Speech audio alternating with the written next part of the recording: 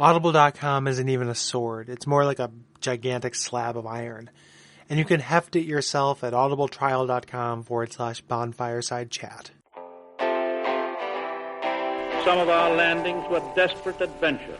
We are now prepared to meet the inevitable counterattacks with power and with confidence.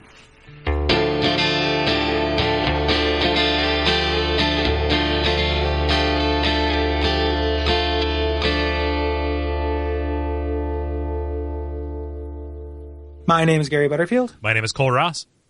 And you're listening to Bonfireside Chat, a branded favorite. And this week, and for the next couple weeks, we're going to be talking about the origins of the Dark Souls series, starting out right now with the manga version of Berserk, which is Berserk, which is a long-running manga series that is written and drawn by Kentaro Miura. Mm-hmm. Yeah. And, you can definitely, it will make sense if you, that's the reason why we're covering the things we're covering. The reason why two people who do not like anime and have said so very many times. are covering this, and they're doing it in a podcast dedicated to the Souls series of games. This series has these elements of dark fantasy and horror, kind of starting with dark fantasy and leaning really heavily towards horror in the second half. And follows the journey of Guts, the Black Swordsman, as he battles the demons of the God Hand. Yes. So the first entry of the series was created in 1988, which makes this series about as old as me. But the run as we know it, kind of the volumes of the manga, started coming out in November of 1990. And it's still running today, although it's been kind of on an infrequent schedule since 2006. Yeah, which is frustrating. Yeah. Because I wanted to have an end so bad.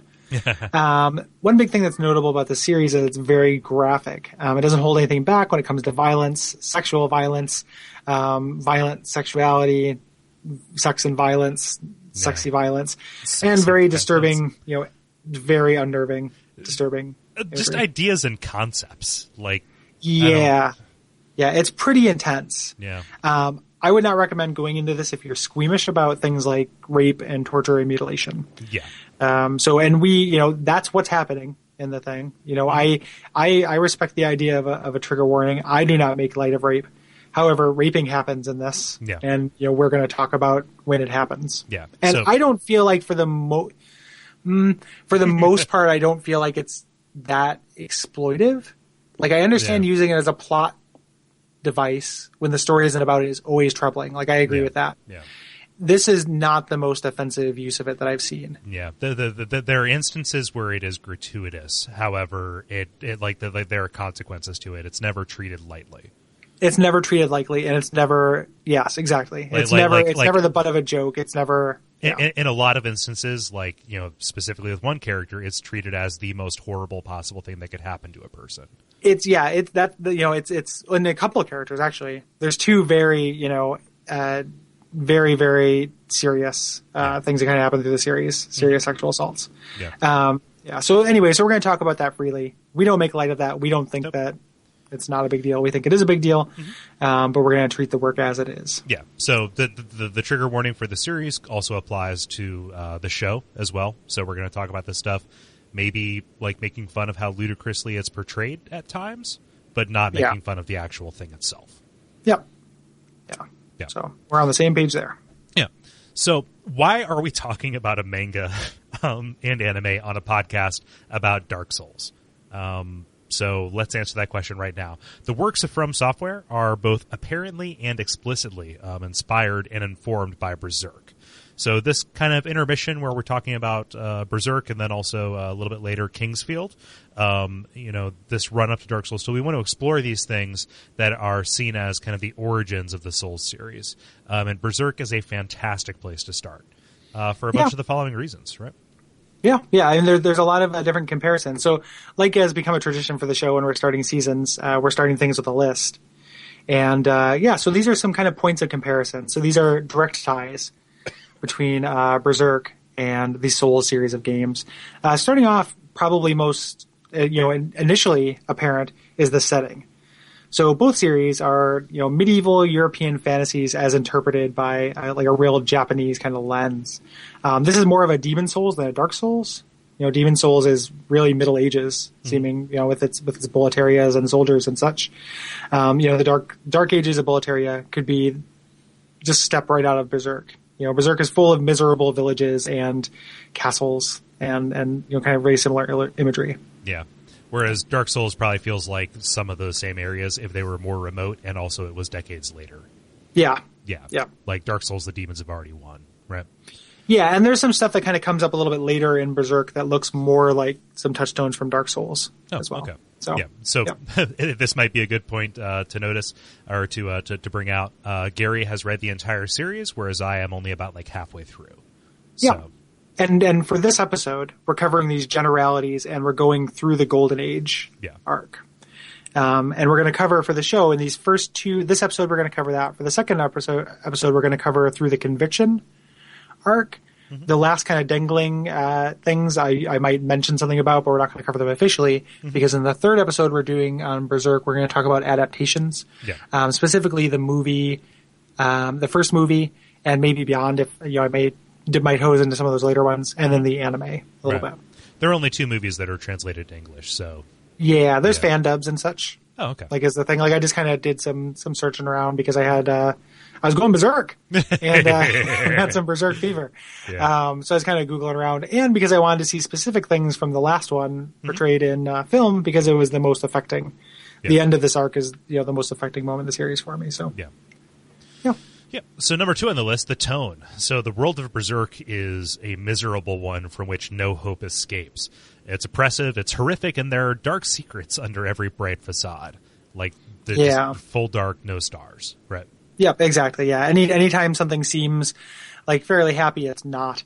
And this is, I'm on the record as being a real miserable curmudgeon when it comes to the Soul series, and I'll die alone in that opinion if I need to. And, for me, this is really resonant, like, that kind of very oppressive, very hopeless atmosphere I picked up from this and, specifically Demon Souls. Yep. And even without the demons, this world is fucked. Right? Yeah. Yep, absolutely. There's another kind of thematic, part of this, which is temptation. Berserk is a world that's plagued by demons, who are aided by humans who would sacrifice anything they love for selfish reasons in order to get power. There are tones of this with Dark Souls, and it happens more in Demon Souls, where a large amount of the suffering is caused by a power-hungry leader, seeking souls, or different, various power-hungry leaders who have traded their kind of humanity for power. Yeah. And different flavors, different motivations, and that's effectively explored like in the Conviction arc, at least so far as I've seen, which is like what are people willing to sell their souls for? But like each of these kind of like boss structure areas is its own kind of weird morality play. Number 4, there's kind of this looming otherworldly corruption that's happening. So the fabric of the world is tearing in all of these games, Dark Souls, Demon Souls, and in Berserk, or at the very least, the veil between them is very thin, especially wherever Guts goes. And there are awful things that are on the other side of this. Yeah. And even they take, direct things. So like you look at, the method for invading in Dark Souls is using an item very similar to, an item that lets you pierce the veil in Berserk. Right. And you look at scenes where demons show up and it's preceded by a thick fog. Yeah. Which like some of these things, that's not necessarily the idea of fog harboring evil is not specific to it. It doesn't mean that this was the first people who did it, but since, this is such a on the record influence for the Souls games, it makes sense that that's kind of where that idea might have come from for them. And at the very least, it's a commonality. Yeah. Even if it's, some of the things are definitely like, oh, this is exactly the same thing. Some of the things are just thematic similarities. Yeah. And this is the point where I, as the Dark Tower fan in the on the podcast, comes out and says like the whole veil between worlds being heralded by mist and these kind of different terrors and things that come between them, like that is like very much a thing in the Dark Tower series as well. So I have no idea if there was any cross pollination there. I just cannot play or read any of these things without seeing that connection. So Yep. Mm-hmm. So one of the big things and most direct comparisons is the idea of this corrupted hero. Artorias, who, arguably is the NPC in Dark Souls that kind of has the most complete story. Mm-hmm. At least as far as, I guess like Sigmar has a complete story. Solaire has a complete story from beginning to end. But Artorias, out of the kind of antagonistic characters, has a very tragic and complete story that you kind of see, the early stages of and the end of, is heavily based on guts. He's somebody who goes to fight evil and ends up getting corrupted by the dark as he battles it, and loses control of himself, and ends up being a threat to those he's sworn to protect. And even down to kind of these visual elements where one of his arms is kind of useless and damaged, and that he has this huge sword. Also, he's wearing the same armor that Guts gets almost exactly. Like there's that side-by-side comparison shot that, pops up real easily on Google image search of Guts and Artorias. Yeah. And they're one and the same. And that kind of direct comparison extends to a lot of the design elements. So this kind of fits into the setting a bit, but there are, more direct influences, and sometimes even like maybe plagiarism if it wasn't like loving homage, like the bone wheels, I haven't encountered them. They're just bone wheels. They're wearing, the only difference is they're wearing a little bit more clothes, but they move in the same way. Like they're bone wheel skeletons. That's definitely where the idea of those things came from. So if you hate those, like you have a different person to thank than the creators of Dark Souls. Yeah. So some things are lifted directly from it, and it's just like, oh, I like the design of that armor. Let's use it. Yeah, the Onion Knight kind of guys, like the Katarina armor. Yeah, very similar. Like strikingly in Volume 1, like the one of the castle cities that you see looks like Anne Orlando from a distance. Yeah, like these crazy walled cities on mountains. Like just I don't know how common that is architecturally, but like it is like you could basically trace over that as an animatic for some of the stuff that you're going to see in the cinematics in Dark Souls, right? Mm-hmm. Yeah. So, and then finally, kind of the idea of this, being branded or being cursed. So, there's the mark of sacrifice, which is something that Guts gets eventually, and it's very similar to the dark sign or the Nexial binding, which represent a horrible fate, that you really can't escape. And the stories are about the struggle to overcome them, kind of carrying on in spite of them. And that's something that's similar to your protagonist in either the Souls games and Guts. Yeah. Mm-hmm. So they're all stories about the damned in some way or another. Yeah. And we're going to touch on individual similarities as we go, and probably discover more through discussion as we cover these first big chunks of the series. Yeah. Just to get out of the way up front, this is a recommended read. I really like this. I think it's worth your time. Yeah. So if you're listening to this and you like the Souls games, you should probably check it out. Yeah. The barrier to entry is real low. Like you can get the first 3, volumes pretty cheap, and then I've found that they're pretty plentiful, like in public resources too. Like my library had them. There's a website that just has fan translations and scans. It doesn't look illegal. Like I'm not saying, like there's this website. It's called BT Junkie, and it's cool. You just get whatever you want. Oh wow! Like it's just, you just read them in browser. And I don't know exactly how over the top it is, because I don't think their Dark Horses work as translation, and I don't know exactly how that, what the legality of it is. But it seems pretty. It's a top Google result. It seems like it would have been shut down if it's totally not legit. Right. And maybe get a taste if you're not sure if you'll like it. Yeah. And then. A corollary to that is that, if you are going to read this, we are going to be discussing the story in full. Yeah. So there will be spoilers. Yep. So if you have heard this introduction to it and you're like, oh, hey, pretty cool, like maybe save this in your podcatcher of choice and come back to it after you have at least read, the Golden Age, right? Yeah. And if you read the first one, you're like, I don't really want to read this, but I want to know how it relates to the Souls games, listen on. Yeah. Yep. But I would at least recommend reading Volume 1 because it's pretty cool. Yeah. It is pretty cool, and it also stands alone, or very nearly alone. Yeah. So very much so. And I agree with Gary. Like I've really enjoyed my time reading this, even though I just have. This is my first manga that I've ever read. Right. Me too. Yeah. The first one I read. Well, actually, that's not true. I read Akira. Okay. And Akira is really good too. Like those are the 2 mangas I like.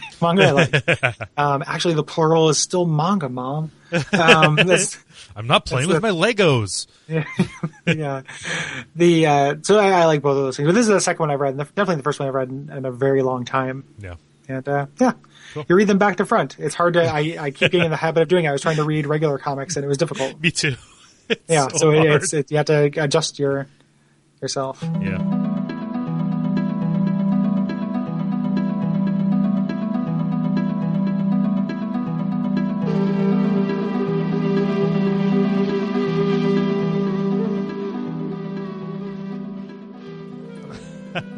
But speaking of that first volume, it starts on the weird kind of pilot arc called the Black Swordsman.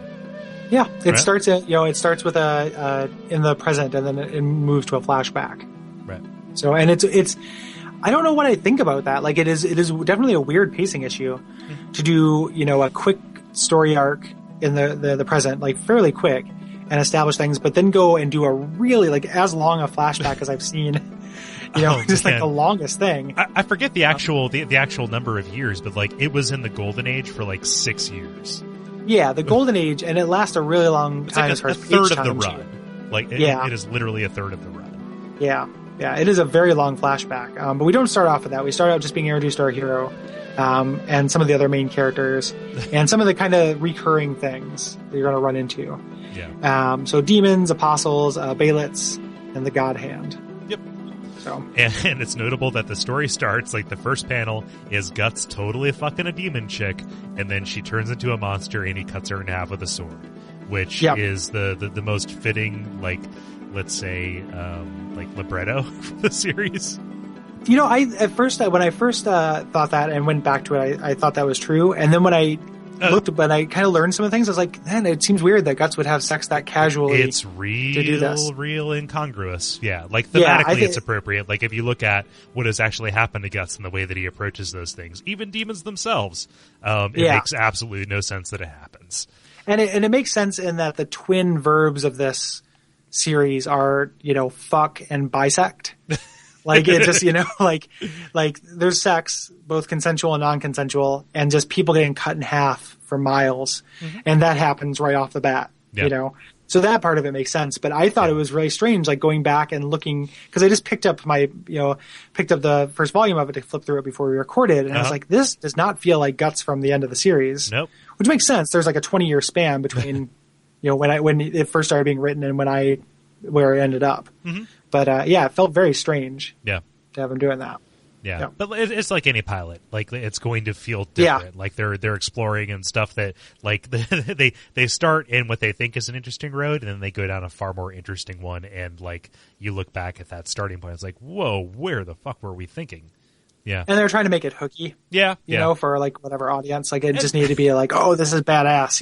It's like signposting it too. Like if you are like turned off by the notion of some, of this very explicit image, like maybe don't explore too far into this because it might not be worth your time.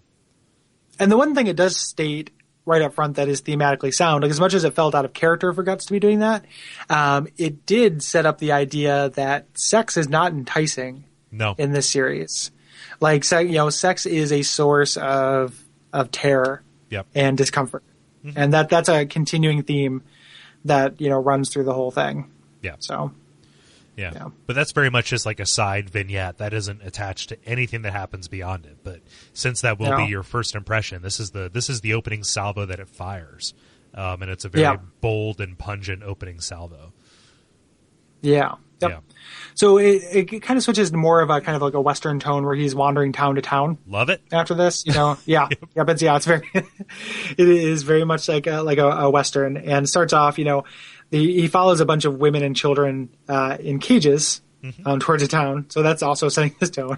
Yep. People are in cages. Yeah. And he ends up kind of starting a bar fight. Yeah. There's some local thugs of the local lord. Like the beginning of every single D&D campaign. Yeah. Except instead of running into like a helpful thief and a wisecracking wizard or anything, he runs into Puck. So what do you think about Puck? Like, okay. and I'll ask that again when we get a little later in the series. Yeah, because he definitely changes a bit. But so I was initially really turned off by Puck. I understand him, like the function that he serves in the narrative, which is if you're a surrogate, which is like, what's up with this dude? He's real fucked up, and he's also kind of like a really off-putting smartass. Like, okay, cool. So, like, as somebody who is just, like, not acquainted with this person, similar to me, not acquainted with Guts, like, there it is. But I was really turned off by the, like, just that they led with that anime style, that patently anime thing of, like, here is this nude, childlike character who does, like, overly twee, like his design changes from frame to frame as he does like these really expressive like over emotes. You know, yeah, and like he attacks by hitting things with thistles. Like it just felt overly cute and like incongruous. And like later on they call attention to it like in the conviction arc, and we'll talk about that when we get there. But like I initially hated Puck, whereas right now, like at roughly like volume 17, 18, I like him. But that's just where I went through a similar change, and he changes too. So he serves kind of two narrative purposes. So one is just to be that audience surrogate. The other is to be, comic relief. And you'll find what's interesting is that they add more characters that serve that function, and they add them as things get bleaker. So like eventually it becomes this weird balancing of the scales. Like, I mean, it's not too much of a spoil. Like, it's not really a spoiler to say that another elf shows up at some point. Okay. And is literally just like, oh, that was the darkest thing that I've ever seen. Oh, now there's 2 Pucks. Are you happy now? Like, it felt very similar to people, somebody weighing a bag of sand and 2 bags of sand. Yep. To me, like, yeah. But he's a weird character. He's a huge turnoff initially, though, and not least of which because if you're going to be seen reading this, he looks like a prepubescent boy and or girl. Yep. Neither of which is okay. Nope. And tons of close-ups too, like tons of just like full page shots of him. Like, he's not just fairy size. Yeah. Like, there's a lot of just him full on Julia Robertsing to full size and. Making you embarrassed to read manga on the bus. Yeah. So. No, what you have to do is you have to find another person who's reading manga on the bus and act like you're in a gang. Yeah. Yeah, the worst gang. Or the main gang. Yeah. Long gang. There we go. Ganga. Yeah. Ganga.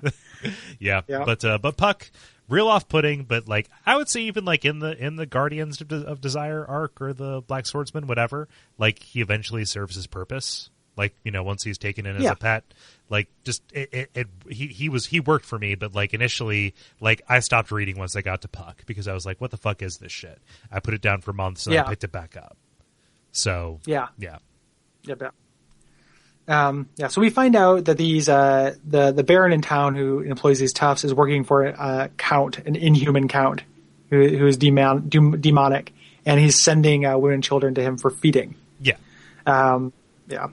And you can tell this is a medias race, that these people have a history, because when the Baron finds out about Guts beating up this tavern, he sends his whole militia, and he knows of him. He knows that this person's coming. Yeah. He knows Guts by reputation. The Black Swordsman is just a figure of myth, and, all of the demons know, like, hey, he's gunning for us. So, yeah. Yep. Yeah, and so he sends the entire militia out, and they capture him, because even though Guts is, just a completely he's a rage elemental who has... Yeah. They make a point of saying his sword is more a slab of iron than a weapon.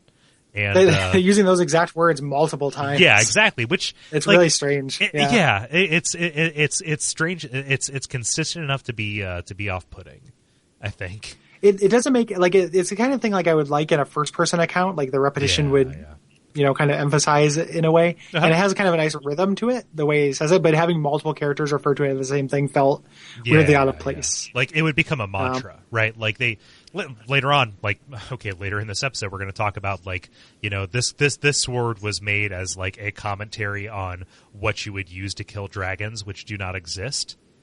And, eventually, so no human could wield it. What do you do when these things that are worse than that exist? What kind of human would wield it? Right? Exactly. So him carrying the sword is really, really significant. And it would make sense for them to make that his mantra, which is, this is not a suitable weapon for anybody but me because I am on this quest. So this is the key to the lock I am trying to open. However... Yeah, it is the multiple characters that throws me off about it. Yeah. I just feel like unnatural dialogue. Yeah. And also he has one arm. The other arm is mechanical, and it has a repeating crossbow and a cannon inside of it.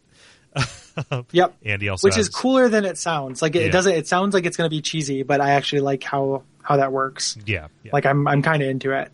So it's a little over the top, but he's basically. I think that. Yeah, he's got the or cable. There we go. And they balance the over the topness about that by making the feats feel earned. Yeah. In a way I don't always feel like happens in manga and anime. And even from the big level, you get to see the wear and tear on this guy, and you get to see the toll in heart wrenching detail later on. What he's gone through, but then also just even swinging the sword, like it just feels heavy on the page. Yeah, like everything feels earned that he does. Yeah. So it kind of makes this mecha arm he has, which is a fantastical element and really silly, kind of feel better in context. Yeah. And this is something to be said. So the art in this I really, really like.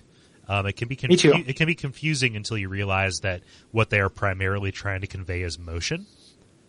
At which point, you realize, I can kind of just gloss over this and not try and discern specific details, specifically in the combat, which mostly is Guts swinging this sword and having a bunch of people fall in two. Yeah. So on two levels, the art is really nice. So those scenes are really kinetic, and then from a design standpoint, this is essentially armor porn. Yeah. This whole, every time you run into a new host of knights, they have cool armor. Almost, the demons look amazing. Yeah. For the most part, they kind of start out with this dud a little bit, which you find out who the count is. This kind of snake man. The Baron of Snakes, who's who's not my favorite demon design. But most of them are just wonderful. Very imaginative, and just the idea of in a Resident Evil 5-esque fashion, people are one-winged angeling into these awful monstrosity body horror forms. They're imaginative and they hit it different every time. Yeah. And just a very, very wide variety of things and they work as something you can appreciate, and then something that was kind of hitting me on an elemental level and giving me the heebie-jeebies. Yeah. In a real good way. Not so much this guy, but the next guy. And later ones as well. Yeah. And also, we should say, while we're talking about the design, this doesn't, except for Puck, this doesn't fall into too many of the lazy anime design tropes. So this is not Yu-Gi-Oh! With bird hair. This is all very thoughtful. No. Yeah. And because it's inspired by kind of a Western medieval design sense. So, but people just look like there are parts of it looked like just Western comic art. Yeah. Looked like, and even kind of Eastern inspired. There were panels looked a little bit like Joe Madureira, who's not my favorite comic artist by any means, but is not so over the top anime as to be, to be a little obnoxious. Yeah. So. Yeah. Mm-hmm. So what we're saying is this is okay to look at, I guess. Yeah, it looks great. It's wonderful to look at. Yeah. So essentially, the Baron sends him out. He gets captured but escapes. Just in time. Pretty much. And Yep. And so he escapes and goes back to the town and emerges from a pile of corpses as the Baron has been sent out to get another shipment because Guts derailed their first one. I forget. Some of the actual mechanics of the plot are lost on me, even though I reread this fairly recently. This particular chapter. And we don't need to go over every little detail like that. Yeah, definitely not. Hit bigger beats. So. But yeah, they'll just so Guts stops the second feeding frenzy by actually confronting the first guy, the Count of Snakes, which is pretty cool, or the Baron of Snakes. Yeah. Although his design is kind of a bummer, and this starts a chapters long fight with this guy before he ultimately transforms into a demon. Which that rhythm of I'm going to fight this guy. He's a really really strong warrior with a reputation. He's a demon. And eventually they start just giving you the satisfaction. I feel of having something is different. The characters just started knowing it. This feels like the time I fought Blinkety Blunk. Yeah. And eventually it's just kind of it's a close up of the brand bleeding, so I get it. This is a demon. Yeah. But here they wait to introduce that to you. Yeah, it's a nice little signal about what you're going to get, because eventually it stops being kind of empowering fights and, oh no, something tragic is going to happen. Yeah. And it reminded me of, and this is a weird, say what you will about Slender Man stuff and how that is all played out. In the original Marble Hornets, one thing that's really effective is whenever he shows up as a monster, they have a very specific key screen tear that happens that is not and they never draw attention to it. It just happens every time before something terrible happens. And eventually, just seeing that little screen tear on the bottom is enough to kind of get your hackles up. Yeah. And that's kind of the function that these little close-ups of the bleeding brand kind of, end up having. So. And just the sheer amount of time and pages that they spend to building that association. Even now, having not, been nearly through as much of it as you have, like, I still get that. Like, I see it and it's kind of like, oh shit, it's about to get real. Yeah. Yeah. Yep. Yeah, for real. But it's a big fight. It's a big and the choreography, for lack of a better word, is good. Like, yeah. It tends to go pretty quick, and I'm not going to succumb to the I'm not going to be what I hate and recount every single blow. That isn't what we're here to do. But eventually, he gets him on the rope, and it turns into an actual snake monster, which makes me think, like, okay, so this Baron was a guy who, like, maybe had a pet snake, and to save his pet snake's life, he offered a Behelit. It's like, oh no, Mr. Wriggles is going to die. Behelit, please bring it back. Merge us, and I will be the Baron of snakes. Yeah.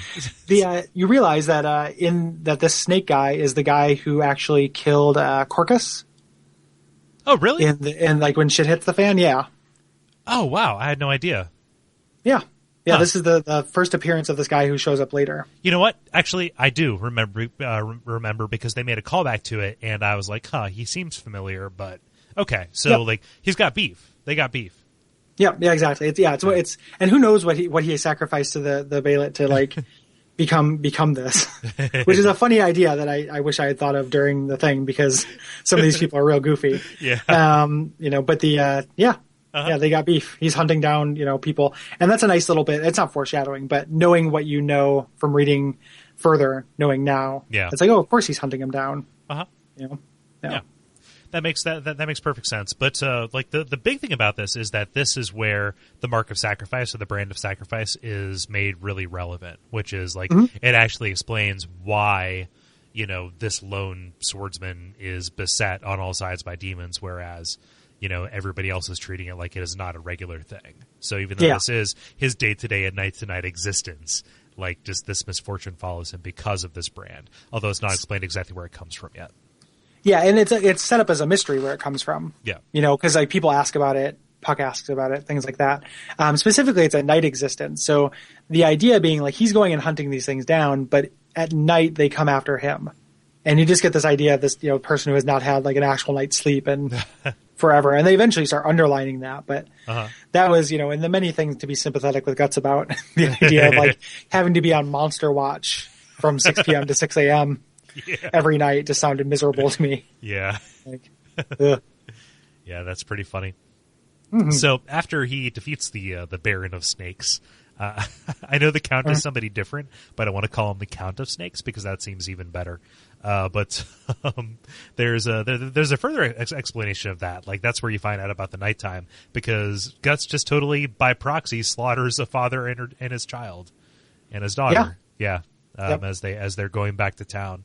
In a pretty cool chapter, as far as standalone chapters to this go, like, that was, which are rare. Yeah. That doesn't happen very often. Yeah. But he's on his way back to the castle town, going after the Count, who we find out not only is devouring women and children from the surrounding villages, but is also on a straight up Inquisition manhunt for any kind of pagans around him. Yeah. Yep.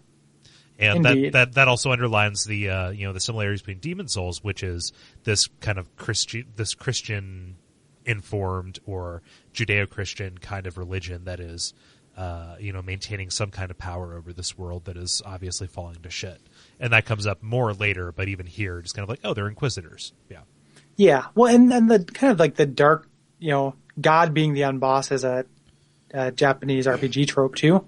The idea of this kind of Christian symbology and mythology actually representing the villains. And this series is all about blurred lines between things that look holy and are actually the most unholy. Right. That comes up a whole lot, including the church specifically, and any time it's portrayed. Right. Just about. Yeah. So. Yeah. So he gets back and he sees this stuff in action. So there's a heretic who's being executed, and I forget, how does Guts find out that he's a demon? Like, is it just obviously apparent to him? I mean, I know he can sense them. Yeah. I can't remember exactly. He might have just ended up in town and gotten tangled into it. Yeah. Like the Count ended up knowing it was him. I know he's watching the execution, and Puck is encouraging him to help, and he doesn't want to do it. Yeah. I think no, he does though. I think he does. He ends up changing his mind and intervening at some point in some way. Right. If I recall. That happens a little bit later with Puck actually trying to help Vargas, but I forget like right now. I think this might have been like Guts is a badass. I'm not going to help this guy because people who die for other people's struggles are worms. Bling. Yeah, there's a lot of that going on initially. Yeah, you're so torn between like hating Puck and watching Guts be really mean to him. Yeah. He's not that bad, man. You realize that his skin heals you, right? Yeah, he is like the most useful thing. He is. Yeah, he's just an Estus flask with wings, like the font of infinite healing potions. Yeah. But you're right. I was thinking of was Zondark or with Vargas. Yeah, later. Yeah. But Zondark, which is an awesome name, is kind of this. And I love the design of this guy, like the Zondark. Like he looks badass. Yeah, like and that's something that pops up, like the big goofy looking champion of the Reigning Demon King. Yeah. I really like just big, like none of the things, and this is something I feel like I've said about Dark Souls initially too, is that like it's not afraid to be dorky. Like there's this weird kind of uncool look to some of these things that ends up actually working really well. Yeah, and it works with like Sigmire with the Onion Knights and stuff like that. Like I actually really like that design. Just like I like the direct inspiration, for it here, and these other kind of like big doofs in big unwieldy armor. Like I end up really liking how they look. Yeah, but Zondark doesn't so much look like Frankenstein's monster as he looks like Herman Munster. Yeah, that is true. Yeah, that is true. Yeah. But he's like this big flat-headed doofus, and Guts summarily like just shows him the floor, right? Like, he's taken down, and Zondark only really comes back when he goes back to the count and is like, yo, like, we probably got to do something about this guy. And the count's all like, here, take my demon. And then Zondark becomes a demon by proxy. Yeah, and it's a temptation thing. He doesn't just, like, give it to him. He says, like, do you want this man dead more than anything? Would you give anything to get your revenge? Yeah. And he says yes. And which is a nice foreshadowing. He's just doing what his parents did. Yeah. Exactly. Where did you learn to Dad? Yeah. I learned it from you. Damn it. Why did we both rush to the same spot? And why did you beat me to it? Yeah. But Zondark comes back in a big bad way. As very much a Resident Evil monster. Oh, yeah. Like, he's very, like, William Birkin style, like Nemesis and out. The more you hurt me, the more I come back. And the Count is big into that as well. Like both of these. Yeah. The Count looks amazing too. Like anytime somebody has a big wide face in this, they're really creepy. I can't remember how far into the arc that he shows up. Have you run into like the Grand Inquisitor character? No, not yet. I'm just okay. I just got finished dealing with the Crusader lady. Okay. Yeah, you're approaching. The Grand Inquisitor is a great design. Okay. Like he's goofy the same way that the Count is. But I really like him. Yeah. So. Yeah, definitely. So I like Zondark's 2.0 form a little bit, but there's a little bit of exposition as Guts talks with Vargas, who's this kind of half man. Half man because he's been tortured to death. Yeah. And, like had his limbs cut off and pieces of his skin are like they're exposed muscle. Yeah. And things like this. Like, yeah. He used to be a servant to the king, something like that, like a priest. And, his wife, I think was, he got caught. Yeah, taken as a sacrifice. Yeah. Yeah. But Vargas has a Behelit. Am I pronouncing that right? I say like Behelit. Behelit? Okay. They say Behelit on both the animated forms I've seen. Okay, so I will defer to that. I was saying it like Baphomet. But yeah. That's how I said it too until I saw it in motion. Okay. And this, weirdly enough, is where the first actual collected volume ends with just like a Behelit. And again, this design that is unsettling, and I love it, but it's a little goofy looking on the page. Yep. Which is a red egg. I only know it's supposed to be red from watching YouTube's, but it's gray on the page. A red egg with different facial features littered amongst it. So like a nose here and a mouth here and eyes here. Yeah. Very similar to like a red, the red cracked eye orb, or the red orb, invasion orb from Dark Souls, which is a red orb with just an eye looking on the side of it. Yeah. And they both kind of have a trans-dimensional purpose. And they're activated by having blood splashed on them or by just very strong emotion. and Yeah. Vargas got a hold of one just as he was fleeing his torture, right? Yep. He stole it from the Count, which makes me, are these like multiple use items? Like, is that something that the Count used to turn into a demon, or like, can you reuse a Bailet? You've read more of it than I have, but I think that they are one-use items. They're just put out into the world. There are like so many of them, and they find their way to people who. They're like agents of fate. It's just kind of weird that this guy who is already a demon would have one. Yeah, maybe. Yeah, But I mean, he could have just been a vessel through which the Bailet passed to Guts in order to get this first, big encounter with the God Hand, right? Right. Not right. first, but that's like probably in the series, Yeah, like, and that's probably what it is. If you were looking for the hand-wavingest hand wave of a way to explain that. Yeah. And I'll buy it because they're just agents of fate. Like, there's a little bit of like, the equivalent of time is timey-wimey in Berserk is just like fate. Yep. Like fate did it. Because there's a lot of kind of Deus Ex Machina stuff that shows up. Yeah. Specifically one character that is essentially just, Deus Ex Machina in bodily form. The dude.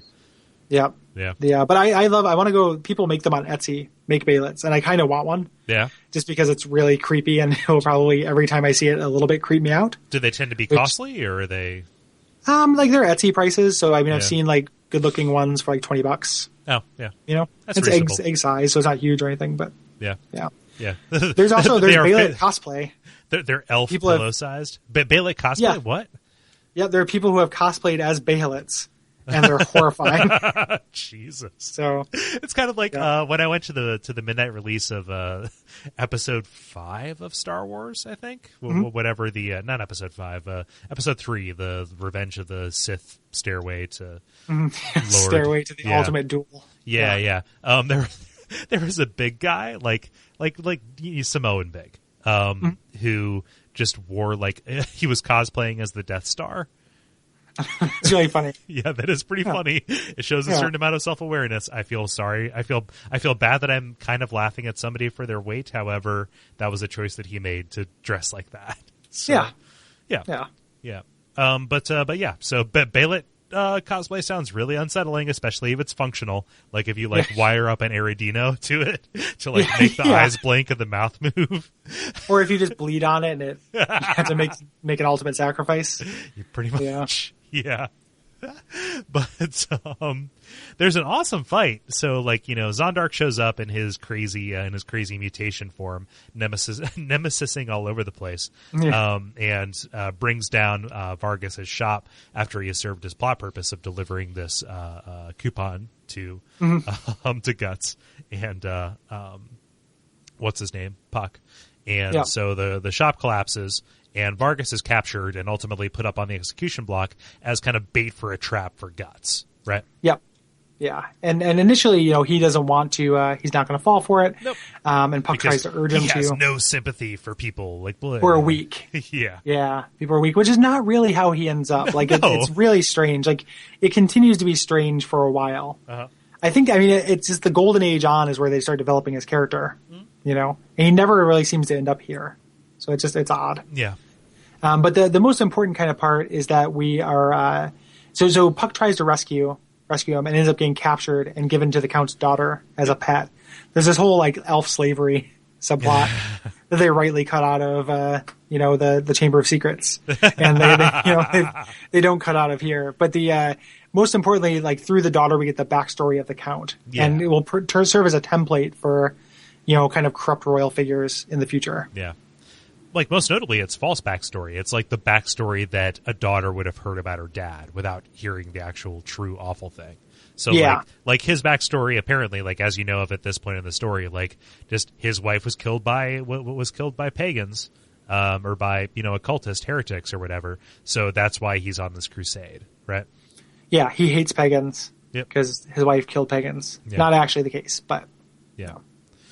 But, it's there, and that provides at least enough motivation to let you know, probably not actually the case, but yeah.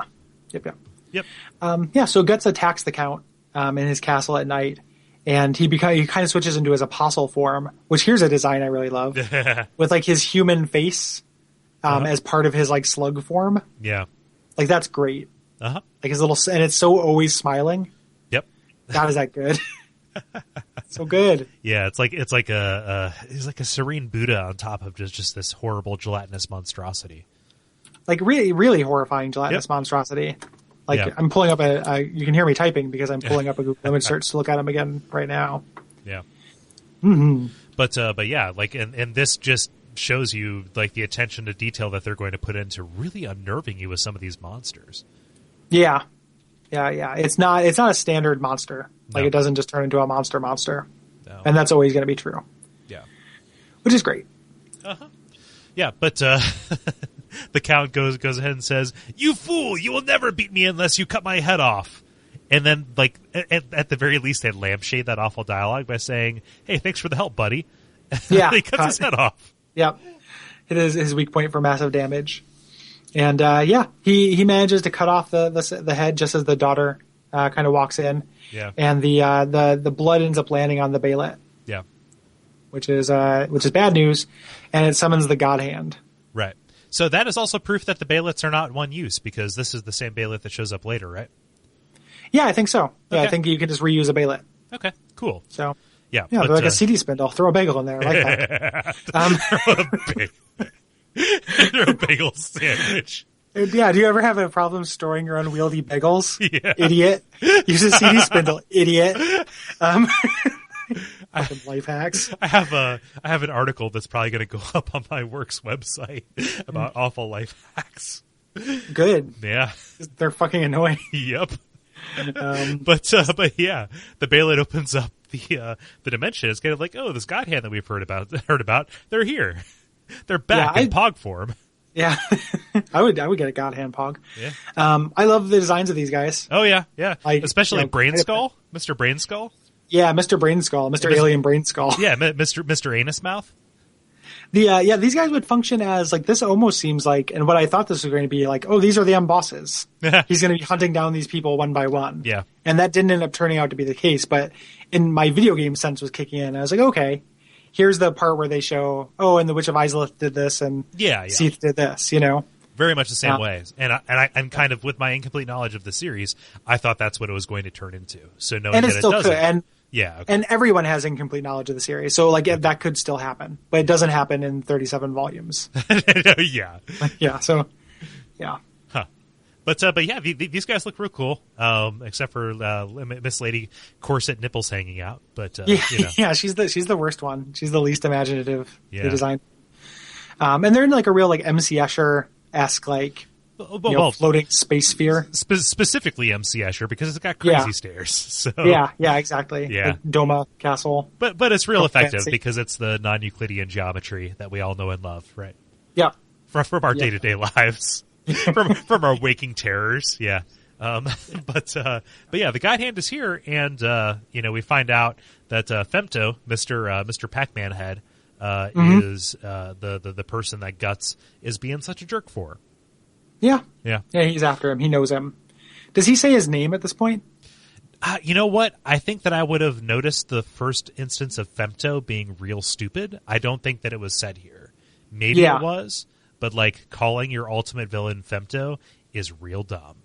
They're all named after science fiction authors.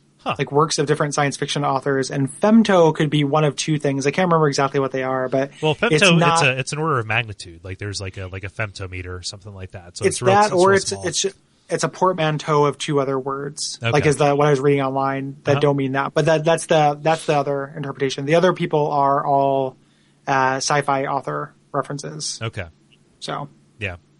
So the God Hand are kind of like the angels. Right. So God is, we've yet to see him. We're going to talk about him in this episode, but they are what serves as like the emissaries to the world that are not just the demons, which are possessed people, which have given over something to become more powerful. Right. Right. Yeah. Yeah. And and it's significant that Guts knows him because he calls him by name, which is Griffith. Yeah. And this is our first introduction to kind of the other major character of the book. Like, yeah. Yeah. Yeah.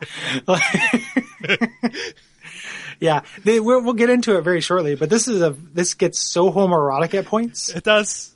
Like, it's so like, and I just wanted to be just like, dudes, it's okay Yeah, just like do it. Just fuck. do it. Kiss.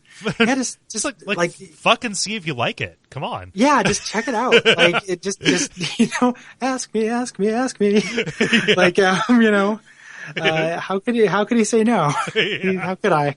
It very like just give it a shot, guys. Because it's so clear to everyone that this is what you guys want to do. It's like it's like a Japanese like manga version of Fight Club.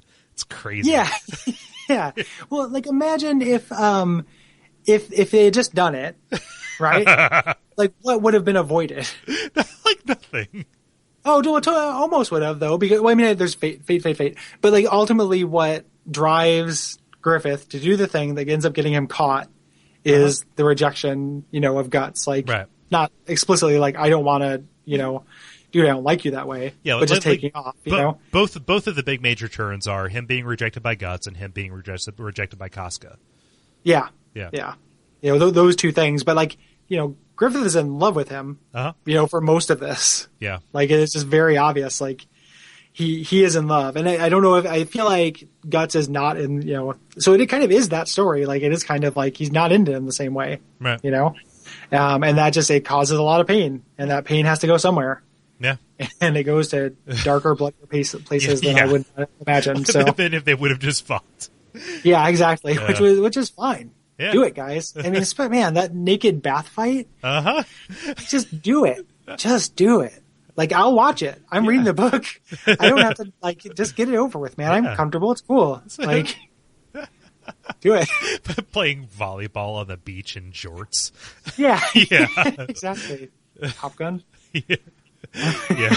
It's pretty crazy, but it's kind of notable given that tension and former tension and the significance that Guts puts into Griffith's kind of appearance there. Like Griffith doesn't give him the time of day. Like Griffith doesn't really acknowledge. It's kind of like, oh, you are no longer a concern to me, and so it's kind of like snubbed in that regard, right? Yep. Like that's like I've dedicated my life to killing you, and you don't even remember my name. Exactly. Yeah. And ultimately what we're taking away from this is Guts being confronted with what he wants to be confronted with, but he's not strong enough. Right. So we get the real backstory of the Count here and get a little bit more of the mechanics of the Baylets. So heretics didn't attack his wife. His wife was taking part in a huge pagan orgy. Yeah. And so there's a little bit of like slut shaming about this that's uncomfortable. Yeah, it's lovingly rendered orgy as well. Yeah. Yeah, exactly. It's a little gross. Yeah. But he's so angry. He summons the God Hand, who end up giving him a demon body, and he has to give up his wife. Yeah. To do it. That's the sacrifice he makes. And they again offer him, listen, you're going to be in the void of hell forever. Mm-hmm. Like this is where you're going. You're dying. However, if you give us the most valuable thing to you in the world, that's the cost. Yeah. And you'll be okay. And which is his daughter, and he refuses. Yeah. Which is significant because he's the only person who refuses that choice. That we see in the book, but knowing it's possible is really important. Yeah. I think. Yeah. Like it actually is a choice for as fatalistic as this book is. It is about actual temptation, not just, you're not on rails. Right. So.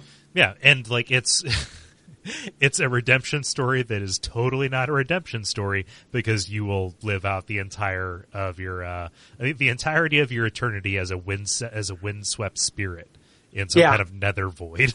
So, yeah. Just join the cloud. Yeah. Yeah. You can upload it to the cloud. You can work from anywhere. Another cloud. Yeah, you can drink blood from anywhere. Yeah. Yeah. So they just kind of we're getting the flashback here. Does he gets out of the dimension, or does the flashback actually end with him still in the dimension? I can't remember. You know what? I don't remember either. But all I can remember is this whole arc ends with Teresia swearing vengeance on Guts. Does that ever pan out, or is it just not in 37 volumes? Okay, like none of this stuff happens again. Yeah, okay. You don't get back to this flashback part. Yeah. So now we're going to learn about we learned about the man. Now we're going to learn about the origins of the man.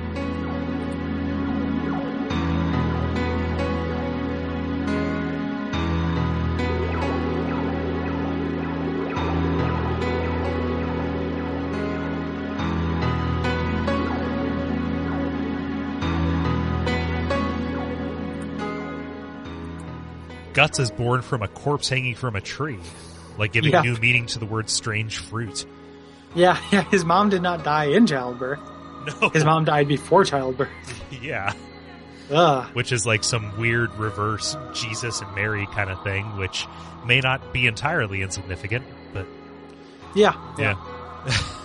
Gross. It very much sets up an anti-savior story. Yeah. Well, yeah, exactly. And it sets up, so he gets taken in by a mercenary woman who recently lost her child, and Gambino, who has a relationship to that woman, who is a goofy name, and it's said with utmost seriousness many times. What's that? It's said with utmost seriousness many times. Oh, yeah. In the anime as well. Gambino! Yeah. It's a goofy name. It was just like, it's the most like ridiculous refrain. Like for at least like maybe 4 chapters, that's all that Guts says. Yeah. And Guts is a weird name too. Yeah. But, there's lots of weird names. There's a part in this where they're hanging out with Gambino and somebody says like, "Stop being so childish, Gambino." And I was like, is that where Childish Gambino came from? Like that, a name for Donald Glover, but it's not. So, okay, Childish Gambino. Yeah, that's the Donald Glover's rap name. Okay, so I knew it was Gambino, but I didn't know the childish part. Yeah, Childish Gambino. Huh. I have a lot of sympathy for him. Yeah.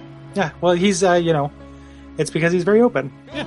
Like, Huh. Mm-hmm. But yeah, Gambino, kind of a real shitheel. Kinda. Yeah. Like this is some real. This is just straight up child abuse for a long period of this book. Yeah. And it's obvious like what they're trying to do. Guts is being crafted into this ultimate warrior by through this abuse. You have to be strong, but it just goes so dark. The mercenary life is all that he has known. That and also abuse is all that he's known. Right. Like culminating in Gambino selling him to be raped. Which had, like, I'm going to be honest, like, part of the reason why I didn't catch up to this, like, where you were at, I put it down and I didn't pick it back up again for a good long while because I saw that page. Yeah, it's pretty intense. And, like, you initially, when you're reading it, like, you kind of think, like, he's already being portrayed as being fairly strong. He reaches for his weapon. There's kind of like is he going to get out of this, for a moment? And the answer is no. Yeah. He doesn't. And he reacts like a kid, like he doesn't understand it, like he doesn't believe it too, which is really heartbreaking. Initially, like that, like he didn't, like why would this person? Because this is the only person he knows as any kind of family. Like why would this person sell me for like 3 silver or whatever the price is? This isn't in the filmed versions of it. It's not in the anime or the movie. I'm okay with that. I am too, but they don't there are kind of references to it, like they're kind of demons he sees. Okay. So he has these hallucinations of the guy who did it, right? Several times that are still portrayed. Yeah, and it ends up making no sense. And this sets up his complicated relationship with sex. Like he does not want to be touched after this. Yeah, and that was actually that's shown up throughout. That was in the first part of it too when Puck was touching him. Don't touch me is a real common kind of refrain from him, but it's really graphic and uncomfortable. Yeah, and in a way, like it's not. There's no positive to any part of it, but I feel like if the series was entirely, just demon or man on woman sexual assault, it would feel a little less comfortable to me. Like I think what they're going for is just kind of this is the evil of this act. It's not, even though it's a little bit queasy from kind of a gender politics perspective. I think that's what they're going for. Yeah. And this kind of, it is just it goes a little ways towards them trying to make it just an evil act. Right. Yeah. And an evil act with lots of consequences and not just like convenient narrative consequences, but like just kind of like, oh, they actually like hold to this. Yeah. It colors his character the entire time. It's not a gut punch. It is like a sustained pressure that is applied throughout. Yeah. So, but it's intense. Yeah. And, and Gambino, ends up getting injured in the war. Yeah. He doesn't, he just becomes this crazy, after he's teaching him to fight this whole time, but he just becomes this worthless drunk, like worthless abusive drunk. Tries to. He was that the whole time. Yeah, he's always been, but he's just, and there's this whole bit about him blaming Guts for, giving his ex, the one who picked him up, the plague. Well, that was the whole thing. Like when they picked him up, they're like, "Oh, this is a bad omen. Like we should just leave him to die, like he should." It's a plague baby. Yeah. I don't know if I would necessarily fault them for that decision. Like if a baby, that was, alive fell out of a corpse. Like, I'd probably be pretty spooked. Uh-huh. It happened in the mall or something. It happened across from the Sbarro. Yeah, I would have a hard time with that. Yeah. I don't know if I would pick it up and raise it as my own. Yeah. But these guys did. But also, like, I'll raise you, but I'm gonna abuse you. Jeez. Yeah, it's pretty rough. But eventually he ends up kind of in self-defense, ends up killing Gambino, cuts his head off. Yeah, not fully. Yeah, nearly off. He turns him into a Pez dispenser. Yeah, exactly. He pezzes him out, gives him a real deep tracheotomy. Yeah, and and he runs because like this mercenary band was led by Gambino, right? Yeah, from his wheelchair. Yeah, but like he has no place to go, and he knows no other life but to go and sell his sword. Which is always larger than him because that's all that he ever had. They only had long swords. I love that little bit. Yeah. When he's a little kid practicing with a long sword and the proportions are the same. Yeah. As they'd be later in his life. I really like that. Yeah. The kind of gravity, training in high gravity. Uh-huh. Kind of thing. Definitely. And, it's like they do time skips in 3 years. So like 3 years later, he, is, defending a castle and it's being sieged by this weird band of mercenaries. And he fights, fights and kills a real strong dude. And then he fights and kills these dudes named, a dude named Corcus and a lady named Casca. And he doesn't fight and kill them. He just fights them. Yeah. Corcus attacks and does it is overwhelmed. He kills several other members of the band. Yeah, that's true. And Griffith tells Casca to put an end to it. Okay. And they end up fighting, but not quite killing Guts. And we're introduced to kind of these other main characters. Yeah. Corcus, it should be noted, is the crestfallen warrior. Like, almost really? exactly. I think so. Like, so the things he says later, like when he's just kind of like downtrodden about everything that's going on, he looks like him. Huh. Like this kind of stringy hair. I guess I never noticed that. Yeah. Like it felt pretty obvious to me, but who knows? But yeah, he's kind of the dour, kind of sarcastic member of this band. It's also the big dude. He's not. Corcus isn't the big dude. That's Pippin. Is it? Oh, okay. There we go. Yeah. Corcus is the black, stringy black haired guy. Yeah. That is why I said it's not obvious. I forgot that Corcus was this dude. I conflated the two. Yeah. Pippin is the big dude. All right. Which is funny that there's a big dude named Pippin, but yeah. And I like Pippin a lot. Yeah. And then Casca, who is going to end up being a major character. Casca, who looks like Guts. It is like the same. Yeah, like she Guts. Yeah. But Griffin sees this and is like, okay, I see some potential here. Let's give you a deal. You duel me, this white-haired pretty boy, and if I win, you get to serve us, and if you win, whatever. I forget what the other term was. Yeah. I think that Guts doesn't even let him offer a condition. Right. He's just like, I don't care. Like, I'm just going to fight. And it's all because they saw him kill Bersuko or whatever, who is the Onion Knight essentially. Yeah. Like that's the armor that that Sigmar is based on. So they do a fight, and it's actually a really cool fight, even though it does some BS anime stuff. Yeah. They're ultimately they're exchanging blows, and it's actually working out really well. Griffith jumps on his sword. Yeah. And puts it in his face, and Guts ends up biting the sword to hold it in place. and it's cutting his mouth, but he just doesn't. And it's really going. They do this all the time, emphasizing that he will go to any length. Yeah. Which is what's kind of remarkable about him. His well-being does not matter. Yeah, and he ends up losing and ends up being conscripted. Yeah. And this becomes the banner that he marches under, right? And Griffith becomes his leader, even though, eventually he outstrips him in terms of actual ability in everything. Yeah. I mean, I think you kind of stop seeing Griffith fight. Right. Like at a certain point. So I don't know if that's actually, that he's better. He does just become increasingly strong. Mm-hmm. And you eventually learn that, Griffith, like his whole thing, like he's like, I'm going to have a city of my own. Mm-hmm. I'm going to take over and nothing will stop me in this dream. And he has a red bayonet. Yeah. But he doesn't know what he does. He just got it from a gypsy woman. Right. Again, just finding it to him by fate, monkey's paw style. Yeah. Yep. And the important thing here, it shows up a little bit later. Griffith is a commoner, so he's kind of like Delita from Final Fantasy Tactics. Yeah, like that's good. He's coming from very humble origins, but he has all of the ambition in the world, and that becomes his vice, right? Yeah. There's definitely times where Griffith is not a good guy. Characters love him, and there are times that they really try to make him be very sympathetic. But he's the worst. Like he's just literally the worst thing. Yeah, he's like just it's like really manipulative. Like Yeah. I never had sympathy for him. You know, Well, he's sociopathic. yeah, And he's just charismatic is what it is. It's how he's kind of getting away with this. Like he is skilled, but he's also just beautiful.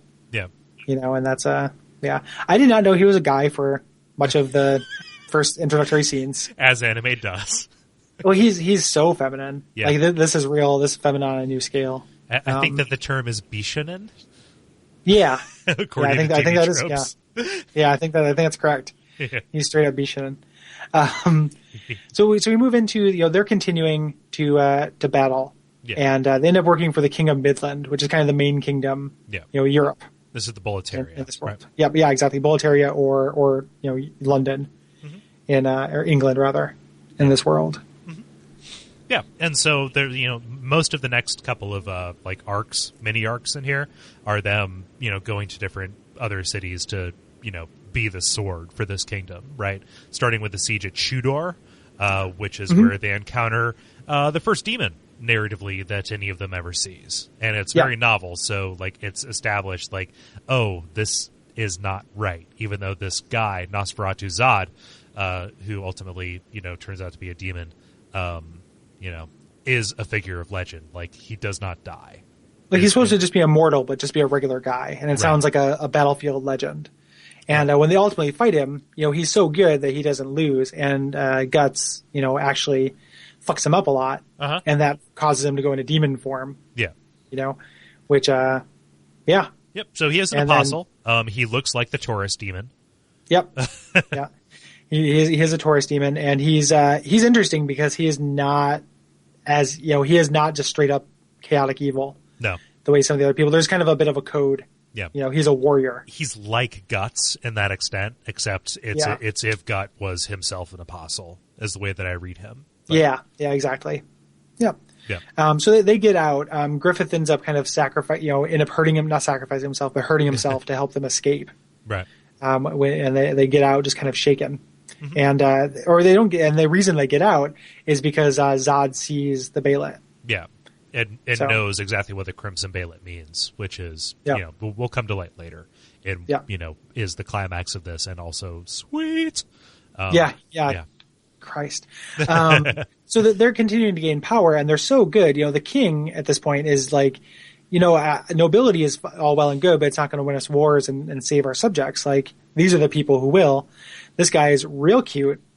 Let's make him a knight, and let's make all these people knights. Make the Band of the Hearts, the Band of the Hawks, kind of elevate them. Yeah, doesn't he turn them into the Band of the White Phoenix or something like that? Yeah, there is the Band of the White Phoenix already exists. Oh, okay. They end up becoming, they're the Band of the Hawks, but the guy who runs the Band of the White Phoenix is jealous. Okay, and I think he's the guy who tries to assassinate Griffith. Yeah. And I kind of thought I was going to go into several arcs of this kind of Game of Thrones-esque backstabbery and stuff with the advisor who knows what's going on. This doesn't actually last that long, though. No. It just establishes Griffith is a sociopath. He knows exactly what's happening. There's a bunch of gamesmanship, but he always has the upper hand on it. Yeah. Yeah. Exactly. He just knows, he just gets this thought. And it kind of, they end up, he ends up conscripting Guts to kill this other knight who's conspiring against him. Mm-hmm. And it goes wrong. And Guts ends up, killing the knight or the duke or what have you, and his son. Right. And, it's pretty intense, but that leads to a scene where he's, going to tell Griffith this. Griffith is talking to Princess Charlotte, who is the princess of this kingdom, and, just kind of talking to her because he's got designs on her because that's the quickest way to get power. Yeah. And says something about, I follow my dream and all these people are with me. I value them, but they're not, they're not even really individuals. Like they're giving themselves to service. They're choosing to be building blocks for me. Right. And if I was going to if someone is going to be actually my friend, then they would have to follow their own dream. They would have to be my equal. They could not serve me. Yep. And that's really important. Yeah. Yeah, and those designs on Princess Charlotte become really, really important. Yeah. Yeah. Yep. Yeah. So the Band of the Hawk is so renowned and so honored that they are chosen to battle for the castle Doldre, which apparently never fell in 100 years, And that just kind of establishes like, oh, this whole kingdom, this whole land just like is in perpetual war. Yeah. Yeah. Yep. Yeah. Yeah. Yeah. Yep. And they take it like it's a big crazy battle. Is this where they bring up like Casca has her period during the fight, and so it's like, oh, you shouldn't fight when you have the women's disease. I think it is. Yep. Yeah. Even though, like, lest you think that we are laying complete praise on it. I would say on the other side though, so like Casca is portrayed really well for the most part. Like Casca is very capable, and she's, out of the principal people, she's the third toughest, but she is tougher than any of the other Band of the Hawks other than Guts and Griffith. Right. And she holds her own against Guts the times they fight. Uh-huh. And there is a little bit of her, like her emotions get to her and she fights worse, which is a little bit obnoxious, but especially considering what happens to her, it didn't feel that cheap to me. Like it didn't feel like I felt like she was suitably badass for most of it. Yeah. So knowing what I know about the rest of the series, it's just so sad that she ceases to be an actual character after the events of this arc. Yeah. Yeah. Yep. And I feel like that's deliberate. Like I feel like they're building her up as such, and then they're going to literally take away an identity, from her. Like they are trying to take away everything, and she's not gone. Like I think that things will develop with her, but she spends a lot of time as a non-character, essentially. Mm-hmm. Yeah. But Guts decides to leave. Yeah. Specifically because of the whole thing he overheard, right? Yep. Yeah. Yep. And this time Griffith challenges him to another duel, and Guts wins. Yeah. So he leaves, and Griffith is 100% in love with him. Yep. And that's not okay. He can't take this. And I saw this as like an intersection. Like not only was Guts, an instrument to power, but this is also a little bit of his humanity escaping. Right. Like a conflict between his ambition and his heart. The he you're referring to is Griffith, right? Yeah. Okay. Yeah. So that's what caused him to kind of play his hand early and make this, make a rare mistake. Yeah. That he doesn't make because of this. He was flooded with, what you humans call emotion. Exactly. It's not, not usual for him. Uh-huh. So the mistake that he makes is, he goes and he sleeps, with Charlotte, who I'm not sure how old she is when this happens, but she's definitely a virgin, as revealed by the evidence of the act, which is the king comes barging in after Griffith is captured, and he sees the sheets. Yep. Yeah. And she's definitely too young and definitely not ready for this. Like she's a little bit infatuated with him, but it plays as a immoral act. Yeah. It plays as, and they do a really good job of showing like expression. Like when he's facing her, he has an expressive face, and when he's not looking at her, his face is blank. Like the scene is really chilling. Oh. Like for a sex scene. Like there's a really they do a really good job of showing him like I feel nothing for this person, but I need to pretend it because she has this idea of romantic courtly love, and I have to convince her, and this is a role I'll be playing my whole life, Yeah. And by this point, I was so desensitized to any sex in this that I always saw it as an act of violence, and therefore I kind of averted my eyes from that kind of detail. Yeah. So it's definitely, it's definitely creepy. Yeah. But there's characterization in it. Like there's several times where he's talking and he just looks like he's just, like asleep. Yeah. At the very end. So this makes my heart sad, Gary. Yeah, it's really intense. Well, it's just going to get worse too. Like I know. it is a harrowing. We're going to end on a real down note on this episode. So the king finds out, and this is not okay. I'm going to make you a knight, but you cannot have sex with my precious Charlotte. Uh-huh. I am not really comfortable with the reasoning behind that. No, like did that come out of nowhere for you? It did. Because it did for me. Yeah, and similar to the Gambino selling Guts. Like I kind of had to put it down after what happened here because the whole you remind me of my wife, so I'm going to do this awful shit to you. He didn't way over the line. Read as a pedophile at any point. What's that? He didn't read as a pedophile at any point before this. No. And he didn't really need to be. It could have just been it could have literally been oh, I can't do this because I would lose too much face. Yeah. Or, any of those things would be fine. He didn't have to be perverted. No. It would have been more pure because he would have served as an example for what happens when you dedicate your life to revenge, which is where this story opens. Right. And so he is a person who ultimately is entirely consumed by it. right? But like just putting in this, like, it's too much, and it's just like way too much of way too offensive of a thing. In short succession. Like with the last thing, like with no runway to it. Yeah. Yep. Agreed. And I did not like that. But regardless of why he does it, this will not stand. And Griffith gets captured and thrown into the dungeon. And there's this character, this royal interrogator, who's a real creep. Yeah. And who tortures him for a year. Tosses his bayonet away, and just you get the worst possible torture in this like torture pit that was built on an ancient city. Yep. Or something like that. Like, it is a real creepy place. Yeah. And they're kind of like, there are shades of like, they reminded me of Latria. Uh-huh. A little bit, like just kind of a sense, like that kind of sense, like the cells. And stuff, especially kind of when they go here later. And definitely like that descent down, and then the spiral staircase element to it. Yeah. Yeah. Yep.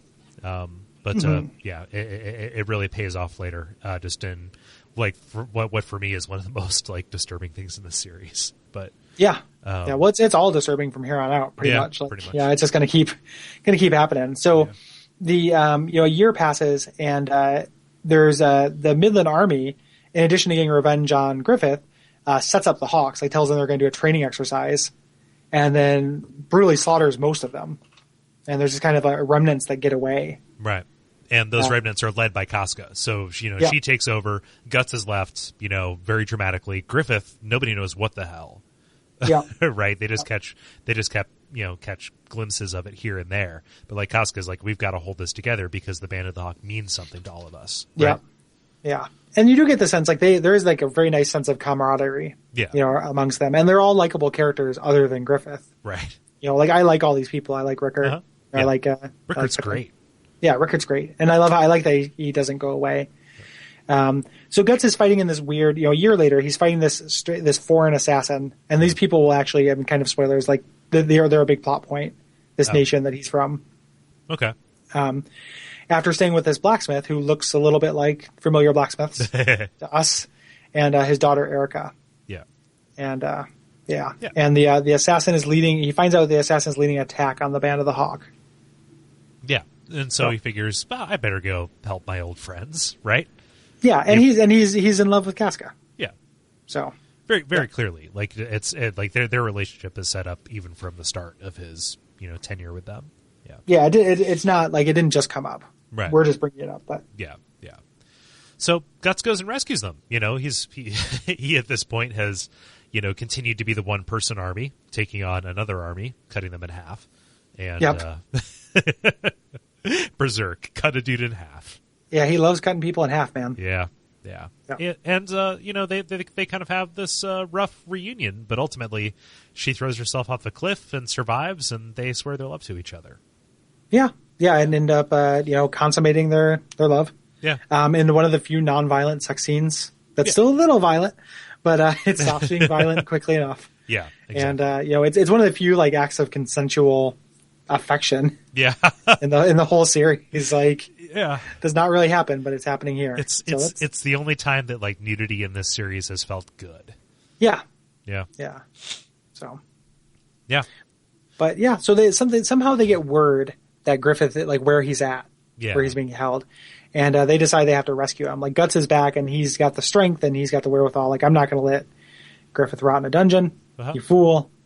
And they decide to mount an assault on Windham Castle. Yeah.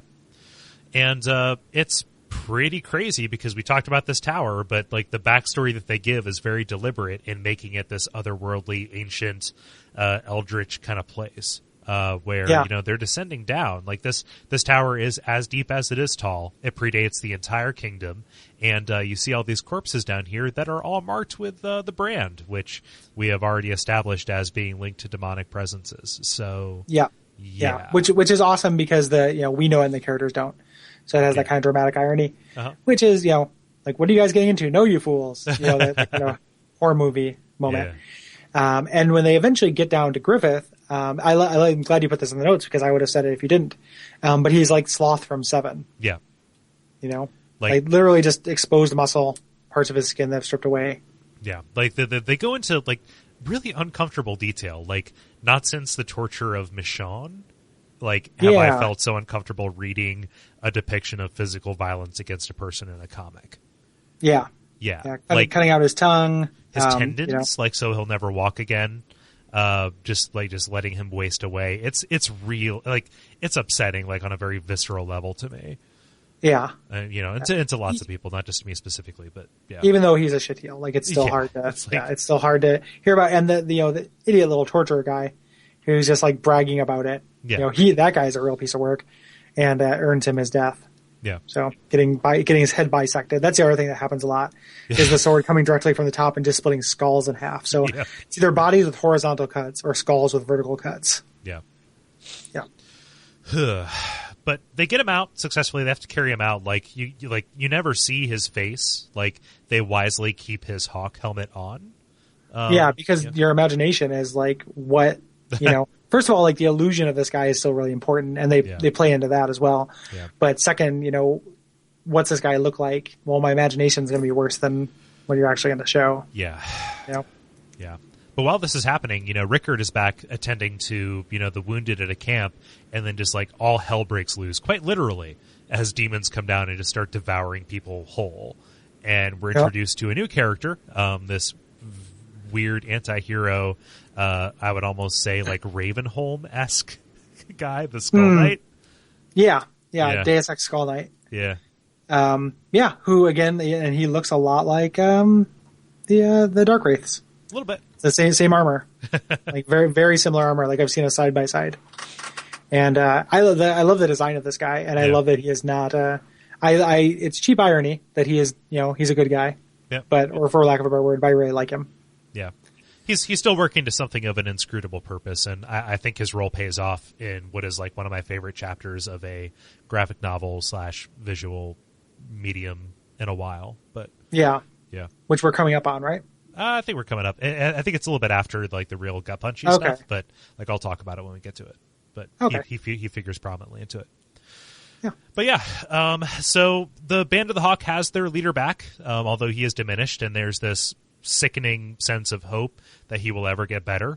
And obviously he's going to be this husk that is trapped in his own tortured mind forever. And everybody is like, he's going to be back, and we're going to be the Band of the Hawk again, and it's all going to be good.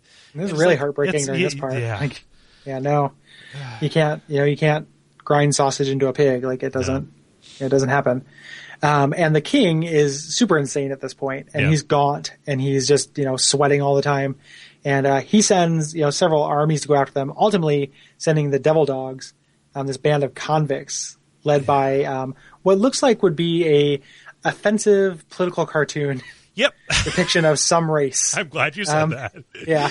In the in less enlightened times. He is the stereotypical primitive humanoid. Yeah. Yeah. Yep. And he's creepy. Yeah. Like, he succeeds as being, unnerving.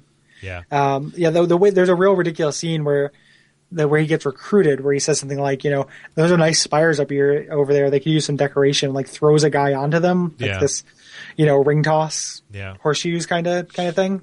And it's real silly, but he looks inhuman at this point. Like, the way this guy is passing for human is just nuts. Yeah. A little bit. It wasn't until I, like, was typing up the notes and I was like, okay, how are we going to pronounce his name? I was like, oh, it's Wild. Literally, that's just how it's said. I was, like, saying Weald or whatever. Yeah. When I was reading it out loud to myself. But yeah, he's Wild. And he is the kind of most abject depiction of, like, total hedonism and violence and just animal joy in killing and exploiting and everything. Like, his mantra is, like, everything for fun. Yeah, exactly. And he enforces it amongst his people, who are just normal people, bad people. Yep. But not demons. Right. And they essentially just it is a army of rapists. Yep. And to continue the references to The Walking Dead, he's kind of like the worst aspects of the governor in Negan.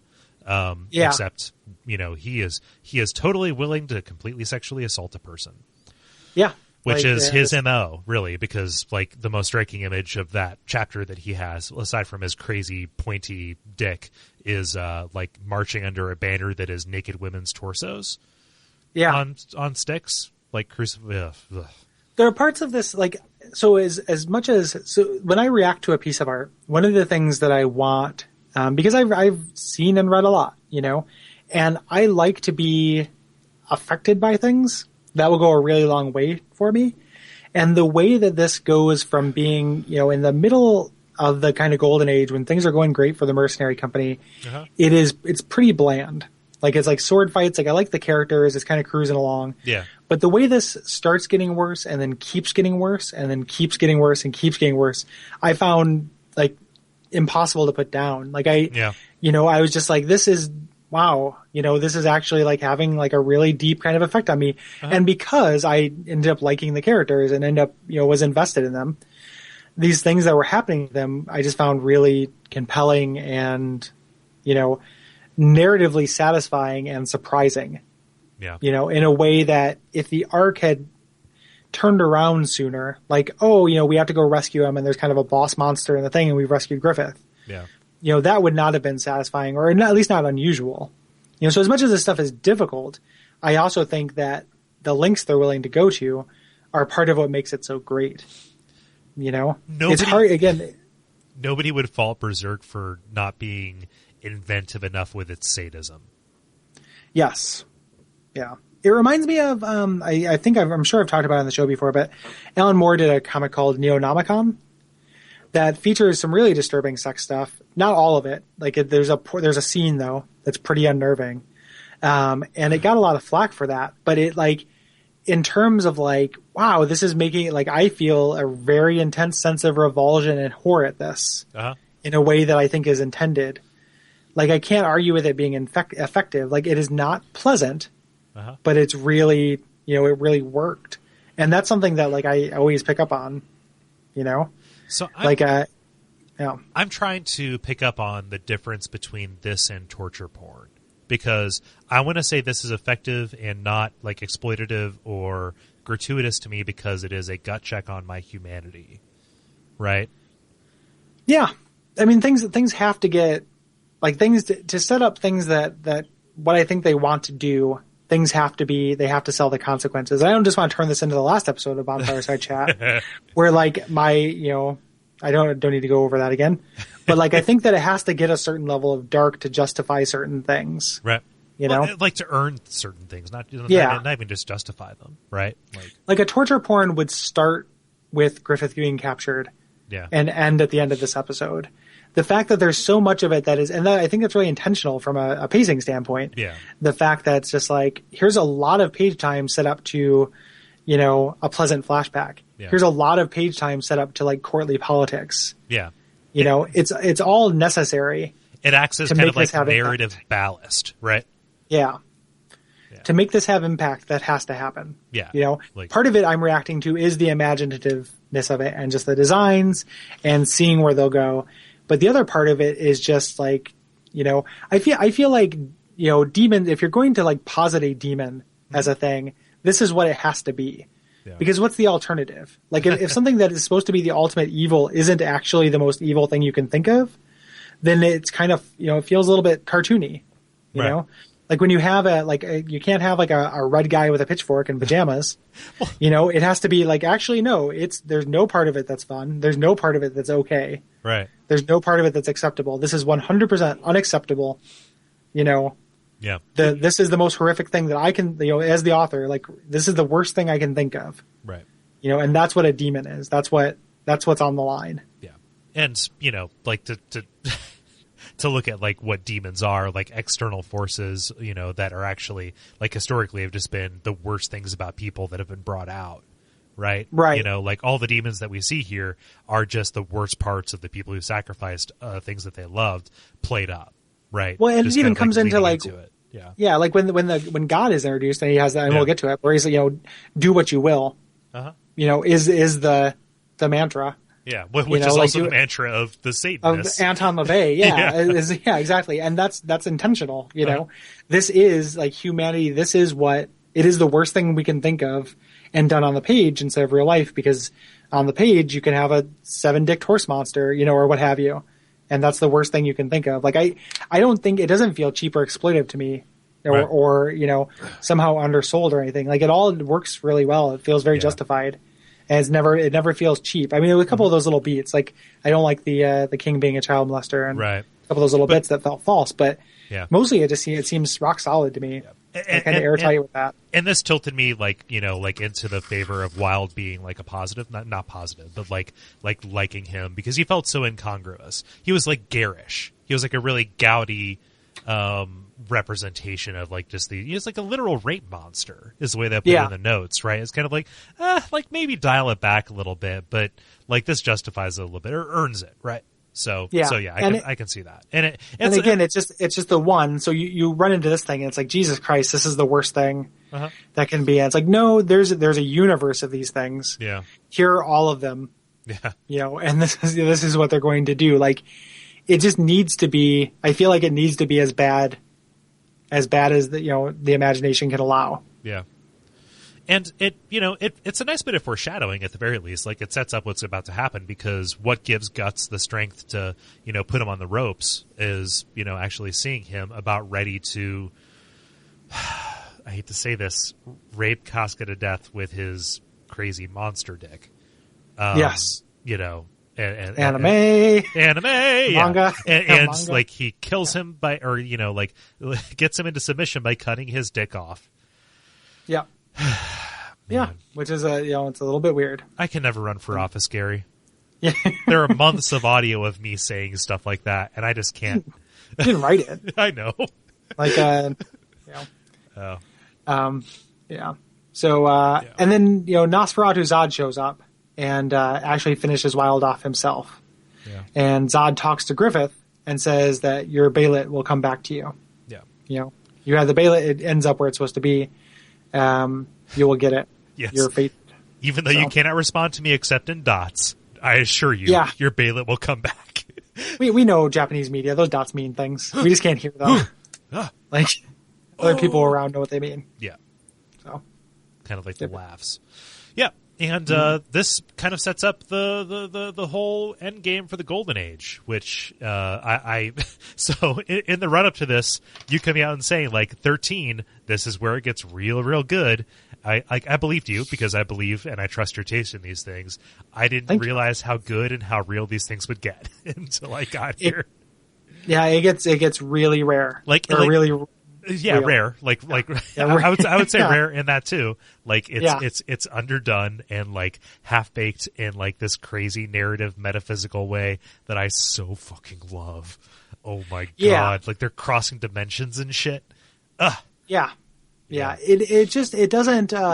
When it goes whole hog, and everything leading up to it, all of the things that unnerved you and made you feel like these were not the rules of reality. That they did, the hints of that are, instead of let's ramp that up, a little bit, let's just actually just have a trap door, open in the floor. Yep. And that's what happens. Yeah. And that trap door is, Griffith actually activating his Crimson Bailet. He sees Casca and Guts, Casca, like he was kind of gunning for both of them. He wanted the best of both worlds. He wanted the ladies and the dudes. He loved both of them, and seeing them be together and recognizing that he was this horrible, awful husk of a tortured person that would never actually function again, aside from being a mind trapped in a box. As Alice in Chains predicted. Achieve. Exactly. Or Metallica in one. Like, he was a spoon man. Yeah. And he was never going to taste the rhythm with his hands. Yeah. Yeah. But he decides to, I don't know how he did this without any tendons, but he steals a horse cart, rides off, crashes, spills his blood on his Bailet, which happens to be in this lake that he crashes into. And it causes fate. Yep. And it causes the sun to disappear and open up a portal to the Negaverse. Yes, which the negative. This is awesome. This scene is great. It is so creepy. Like the faces on the floor. And I love the way that the Band of the Hawk react, where they're, this is an illusion. This isn't real. Like nobody believes it, and people don't believe it for a long time. Like Corcus doesn't believe it for well into, seeing his comrades just unmade. Yep. Through this. The apostles just fuck shit up, and this is also like here's a just a toy box for the artist. Like, what can you think of? Yeah. What combination of body parts and shapes can you think of for these people to run into, draw them, I know that like the artist and the writer are one and the same, but like just every idea for a design, kind of goes into this. It's like Bosch meets Geiger meets Beksinski. It's crazy. Yeah. Super Boshy. Yeah. So just the way things often have human faces on a totally non-human body. And just everything smiling. And just, it's really got to be seen to be believed. Like, it's not really the kind of thing that I think will come over in an audio description. Right. How this kind of works. And I'll be interested once I get to that part of one of the visual media. So I'll either watch the dub of the last movie or I'll watch the anime until it gets to that point. Because I want to see how it looks in cartoon form. Right. So. Yeah, I can see myself watching a lot of this anime this weekend, Gary. Yeah. What's happening to us? I don't know. But we'll have to start our Sailor Moon podcast after this. Yep. Fighting evil by... Yep. One of the first songs I learned how to play on keyboard. Really? Yeah. Huh. That's pretty funny. Me and my buddy Derek had a real Sailor Moon face. That's pretty funny. I did too. I was ashamed of it. I watched it on USA Network before school most days. Like, I know this is about high school girls, but I'm going to watch this. Yeah, it was just unusual. Yep. Like at the time. I was also watching Pokemon at the time because it was just like, oh, this is interesting. Yeah. It was novel. Yeah. That just reminds me. Have you read Womp at all? No, I don't know what Womp is. It's a webcomic that's real good. It's like if a webcomic about a gaming nerd was honest, that's what it is. I'll check it out. Yeah, it's pretty good. But there's a lot of like anime and Sailor Moon fandom that is very much like, yep, this is totally something awful, and we're playing that for laughs. But yeah, but no, we can't really convey it because it is entire. Like I'm not entirely sure I comprehend it visually. Like some of the tricks that they do with perspective and with scale and just kind of like walls made of faces and faces made of walls and wheels within wheels and you're not supposed to really. I mean, I think it's supposed to be non-Euclidean and right. It's supposed to be incomprehensible. Like it is really playing off of the uncanny in a real big bad hard way. Yeah. And the plot stuff. I mean, this is the plot. This is the turning point of the series, which is why it's all the more disappointing that this doesn't end with like volume 26, where we're going to end the show. 2022. Roughly 22, roughly around there, like where it probably should about go that far. So Griffith is apparently one of the few chosen that can ascend to being one of the God Hand. And he's offered a deal. So you have to sacrifice all of your men, because that's the most important thing to him, in order to get this new body. Right. And he's initially a little bit resistant, but you get this kind of flashback to his history. Yeah. At this point, and they kind of tempt him into it and say, like, know what? These people have been sacrificing their lives for you the entire time to get power. What's different about this? Right. Like you'd send them into battle to die so you can get your golden nation or what have you. How is this different? Yep. And just, again, leaning real hard into the ambition side of it. Like, their lives are worthless to you except as tools to get you where you want to go. Like, we're offering you this sweet deal to get you there. Like, let's do this. Yep. Yeah. And he takes it. Yeah, he takes it. And the way that it plays out is different than what we've seen before. So like with the Count, it was a matter of, he was granted this, but he had to do the killing himself. That's the sense that I got. Like he killed that entire pagan orgy himself, including his wife. And that's how he got what he wanted. Whereas this places brands on every single member of the band of Hawk who's there, including Casca and Guts. I mistakenly in the notes say that Rickert was there, but he was not. So. Yeah, Rickert was still, which is good. Yeah. And what the brand does is it marks you as food. Yeah. So, the demons whose only kind of mandate is do what you will, it is pointing you out as like, and it makes you smell good to them. Like it makes you, attractive to them in a sexual sense. Like it just makes you a target for any of their vices. It marks you as fair game. Yep. Yeah. Yep. And then there's slaughter, like abject slaughter of people who, several named characters who we've come to really like. We see them die horribly. Yeah. It's not Rickert, but it's the one who kind of looks like Rickert. Yeah. Who dies to save Casca. Yeah. That's really like, pretty heart wrenching. That scene specifically. Yeah. And again, Corcus, ends up, Judith. It's like Judea. Judo. He does that, and then Corcus, who doesn't believe that, thinks it's a hallucination up until the last minute, dies to the Snake Baron. And yeah. Yeah. It's real bad. And kind of while this is happening, Guts, I forget how it happens, but Guts is actually taken to see God himself, which we mentioned a little bit before, but he is just the manifestation of all of like mankind's deepest, darkest desires, which makes him just the worst monster imaginable. Yeah, exactly. Yeah. Like God is not the God that we understand, or this is a very individual God. Right. Like God in this fiction is very different than ours. Yeah. And he's, just this manifestation, and he is not, because he is just that kind of collection of humankind's will, he is not a force for good. No. Again, just team bleakness. Very team bleakness. Like, that's the reflection of the universe we're working in. Yeah. And everything we've seen up to this point reflects it. Yep. There's no, there isn't really room for hope in this. Yeah. So. And at the very least, if he is only the god of the demons and the dark forces that we see, like, all he is doing as an agent for, or just as an agent for this force, this darkness, is making people live into their deepest desires. Yeah. Right? So he's allowing it and facilitating it, and that's what the God Hand is there to do. And you get the impression that most of, if not all of these, I got the impression that these demons are all people. Yep. Or all were at some point. Yeah. So, And, it's not like he may be the god of these demons, but they're just people who have decided, made a bad decision. Right. Like just that have enlisted themselves in, in the name of this weird, creeping darkness and, thinning of the walls between one world and the other. Right. Yeah. And so, like, so even people who are dead, like back in the count, we didn't say this, but like one of the crazy swirling spirits that took the count away was Vargas. Like, he died and he became a part of that mass. Yeah. So, like, even in death, you are serving this, right? Yeah. And Vargas didn't seem happy to be doing that. No. Like, it doesn't seem like a good time. A Nope. bad time. Yeah. So, and then again, just more the probably, either the first or second most plot significant sexual assault. It probably is the first most. Yeah. Well, But Griffith. before Right. that, like the God Hand says, like, "Hey, what do you want?" He's like, "Give me wings." Like, he's finally like, he's customizing. He's out there shopping. It's like, "Hey, Yeah. you've got $20,000. What kind of car do you want? Give me a spoiler. Give me wings. I want wings."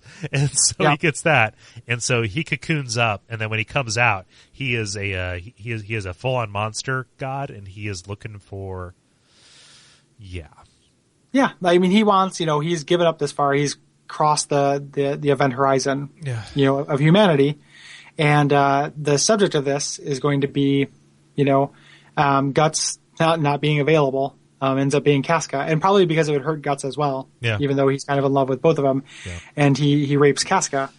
And it is, really, really hard to watch. Yeah. And Guts ends up watching all of it. One of the demons that he's fighting holds him up and kind of makes him watch it.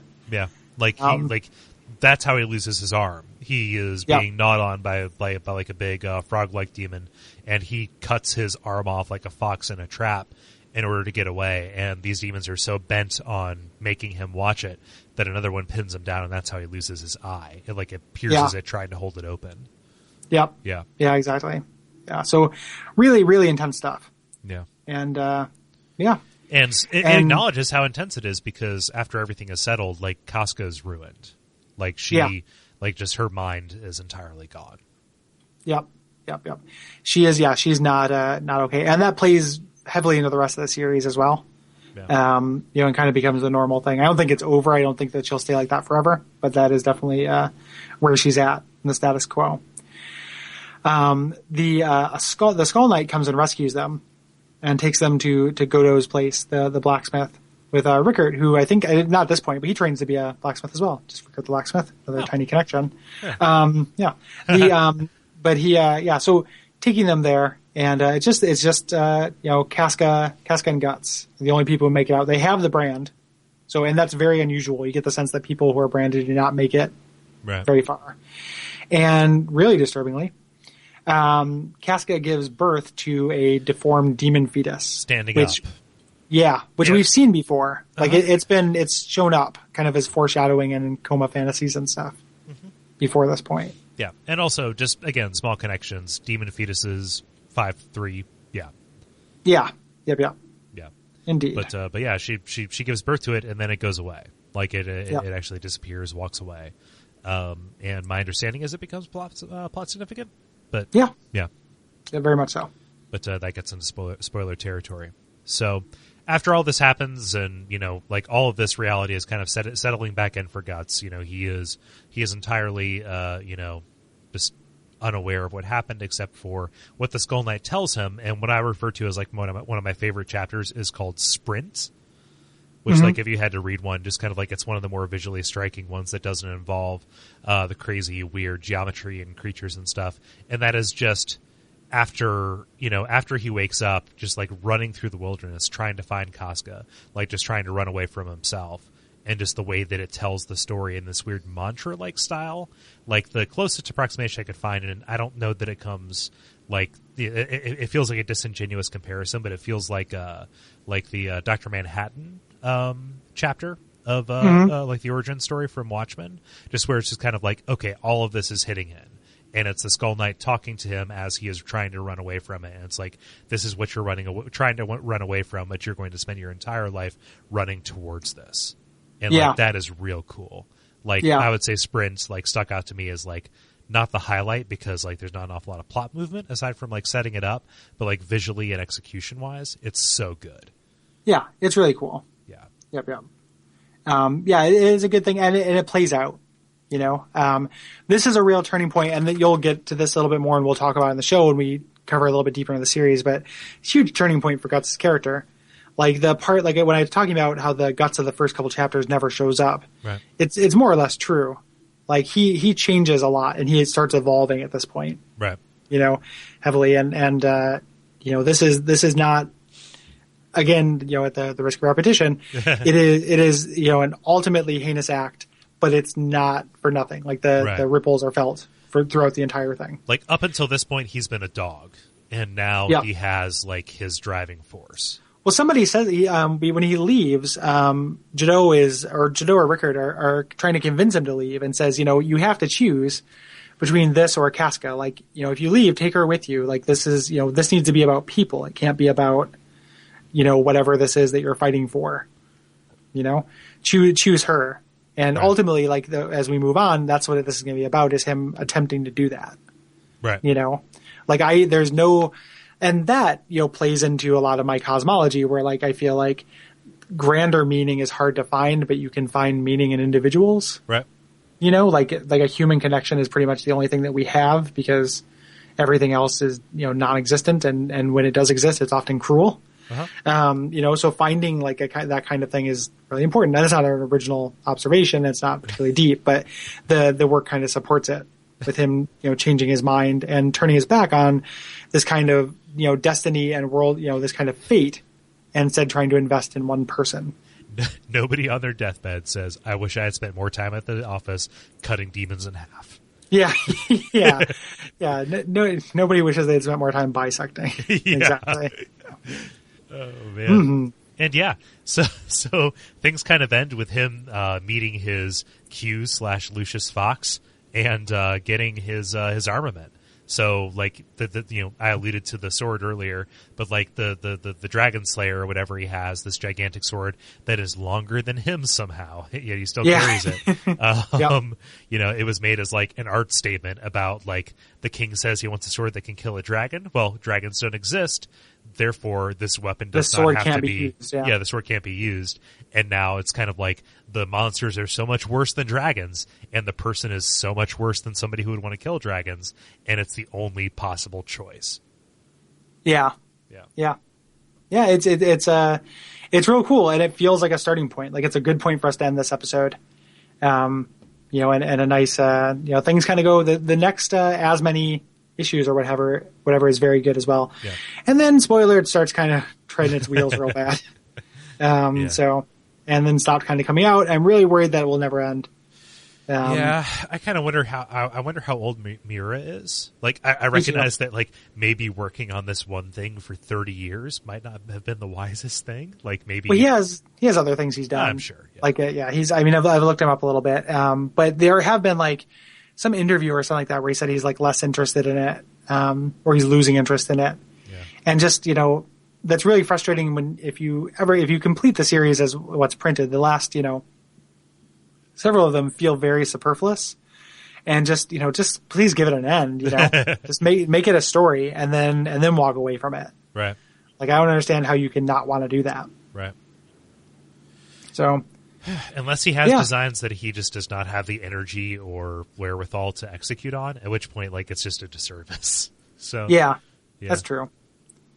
Yeah, I mean, and then I would like read an interview with what he was originally thinking. Yeah, that would be fine for me too. I just kind of want to know. And that's a lie. I don't want that. I want to see it wrapped up. Me too. So I'd really like that. I can stop and aim my gun when there's a robot in my sight. I think I'm going berserk. I think I'm losing my mind. If you go to audibletrial.com/bonfireside chat, you can pick up such audiobooks as Buckner and Garcia, the band they never thought would make it, who didn't actually make it. You get it for free. Do it. I can't stop now, I'm addicted. I'm berserk over you.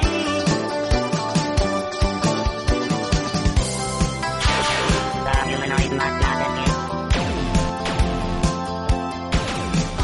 But yeah, that's it for this episode. Yeah, it is. It's been kind of a long one. So we have responses that people have offered to us. A couple just kind of like saying, hey, this is what I think of Berserk. We're going to put out a call before our next recording session. We're doing these in kind of a weird order, but in lieu of doing the traditional appendix, we're probably just going to tack those in somewhere towards the end here. Yeah, like maybe in the adaptation episode will likely be shortish, just because we'll already have covered all the plot stuff.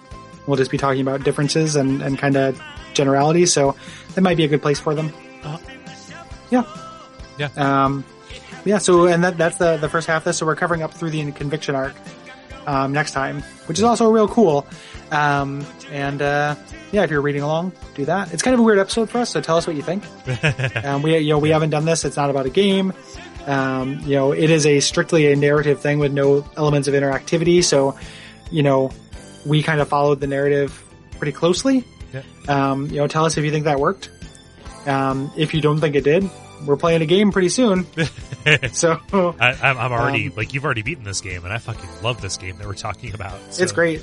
Like, I feel like I'm gonna try number 2. I think over the weekend, and the game is Kingsfield, and because I could see myself just being a series, playing down through the series. Like, it's really good. Yeah, it's very good, and it's one of the first things. Like, I feel like I don't always, but sometimes, often enough, probably more often than half, will kind of respect and agree with critical consensus on things, at least to a degree. But this game was pretty, it's kind of shit on. Yeah. And it's great. Like, it does not deserve that. It just requires patience, you idiot. Like, give it a little patience. And it definitely helped coming to it from the back to the front. I think so, like, too. knowing, like, if I just picked it up on launch day, for PS2, like, it might have been difficult. Or the day it came out, rather. Yeah. That might be difficult, but yeah. So that's what we're doing after this. So we have 2 more episodes of Berserk, and then 4 episodes of Kingsfield. Yep. So and then Dark Souls 2. And then Dark Souls 2. Oh my gosh, Gary, it's so soon. Like, it's like a month and a half. Like, I know, it's really soon. I'm trying to think of what kind of character I want to do for my start. Are you giving any thought to that? So, I don't want to go too much into it. The demo told me, like, maybe I don't want to start with a dual wielding guy, just because that's what I played, and it was like, man, I'm not even sure. I kind of just want to do my regular jack of all trades guy. Like, just like, give me something that I can experience it with. Like, because you're scrapping, you're trying to take any single advantage you can get, and that's the way that I like to be exposed to a Souls game first, right? Yeah. I might do like just a sword and shield, kind of thing. Like, I kind of wanted to go shieldless from the start and just kind of raise myself in high gravity, but knowing I will play it multiple times, like, there'll be time for that. There'll be time to grow, and I would rather, there's something about, like, walking around behind a plank that makes it feel especially terrifying. Well, it gives you a little bit more. You can observe things, a little bit. Like, you can see things because you're not so instantly having to kill them or be killed by them. Yeah. So that's kind of the idea, but I think that's what I may go for. Yeah. And So Berserk, Dark Souls 2, Kingsfield, all great things. Yeah. What are other great things? Cool. Well, other great things are the other shows on the network. You can check out, say, Bonfireside. Whoops, did that wrong. You can check out, say, Watch Out for Fireballs, which about the time that this is coming out, we're in the middle of our Dungeons and Dragons saga. Real good response on the regular D&D episode, and then the next episode that's coming out is a real-time play session from us. So that's pretty cool and unusual for the show. Like this is a let's say a quarter of experimentation for us. Yeah, which is neat. Like I'm happy with that because so far it's been at least fun to do. You can also check out The Level, which is a round. We've been recording for a long time. You can also check out us recording for a long time and thus stumbling over things that we've said 1,000 times. Yep. You can check out The Level, which is Cole's roundtable video game discussion show. It's very good. Smart, intelligent dudes on there, and a good place to kind of get a potpourri of what people are playing and what's going on in the world of games at the time. Again, with a heavy listener interaction thing, which is so important to the network. Yeah. You can listen to Check It Out Comrade, which is about indie games. It is Gary and Bonfireside Chat alumni Nick Glauber talking about indie games. It is a very, very good primer. Like, oh, this is my Steam wish list. Should I buy it? Yes, probably. Yeah, check it out. Like, we've mostly done things we like so far. I feel like I'm the only person who said something. I don't think you should buy this game at this point. Yeah, like in the history of it so far. But around the time that this is coming out, I think is when we did a real weird episode about kind of micro games, like a Twine game that I know of, and then a game that Nick's buddy developed. Yeah. So it's mostly bigger things than that, but we did a couple, these are just people who just made one-man teams, who made games, and that was fun to do as well. Yeah. So, yeah. There is also Abject Suffering, which is about whatever we want it to be, but we use bad games as a framework. Yep. For that. And then I've got a couple shows that are petering out. Pilot Season, which is a variety show, and The Pitch, which is running kind of like early proto versions of it now, leading up to, we're going to record one episode that is our little kind of retrospective about it, which makes me feel pretentious saying that we're going to do that, but it'll be fun to talk about it because that show was never out of character. Right. So it'll be fun to do so. And if you have prompts for that, if you listen to that show, God bless you, for one, and for two, send them in. Send in questions or discussion prompts for us, please. Yeah. And there is a show called Those Damn Ross Kids that I do with my brother that is eventually coming back. I know that we initially said, hey, new year, but real life stuff gets in the way. Yeah. But in the meantime, good. Justified real. It's definitely justified real life stuff. Yeah. So it is, So. Yep.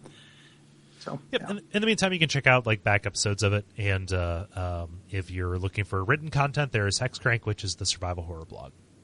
Yeah. Yep. Yeah, so check out all of that stuff. Yep.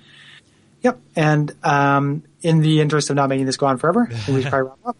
Yep. But thank you for listening. And again, tell us what you think, because it is a departure for us. And when we move outside our comfort zone, it is comforting to know if it's working. So, yeah. And if you discovered Berserk through this, not discovered it, but were spurred into reading it because of the show, let us know, because it is always cool to hear when people are introduced to good stuff or what we think is good stuff through these works. So just for me to know what we're exposing people to is real cool. Yeah.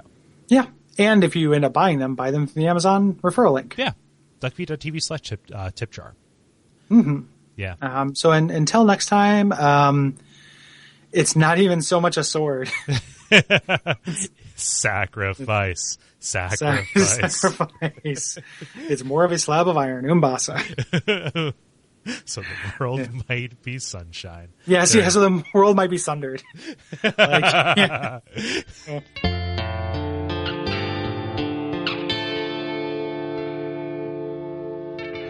And we all pray that we will have far more soon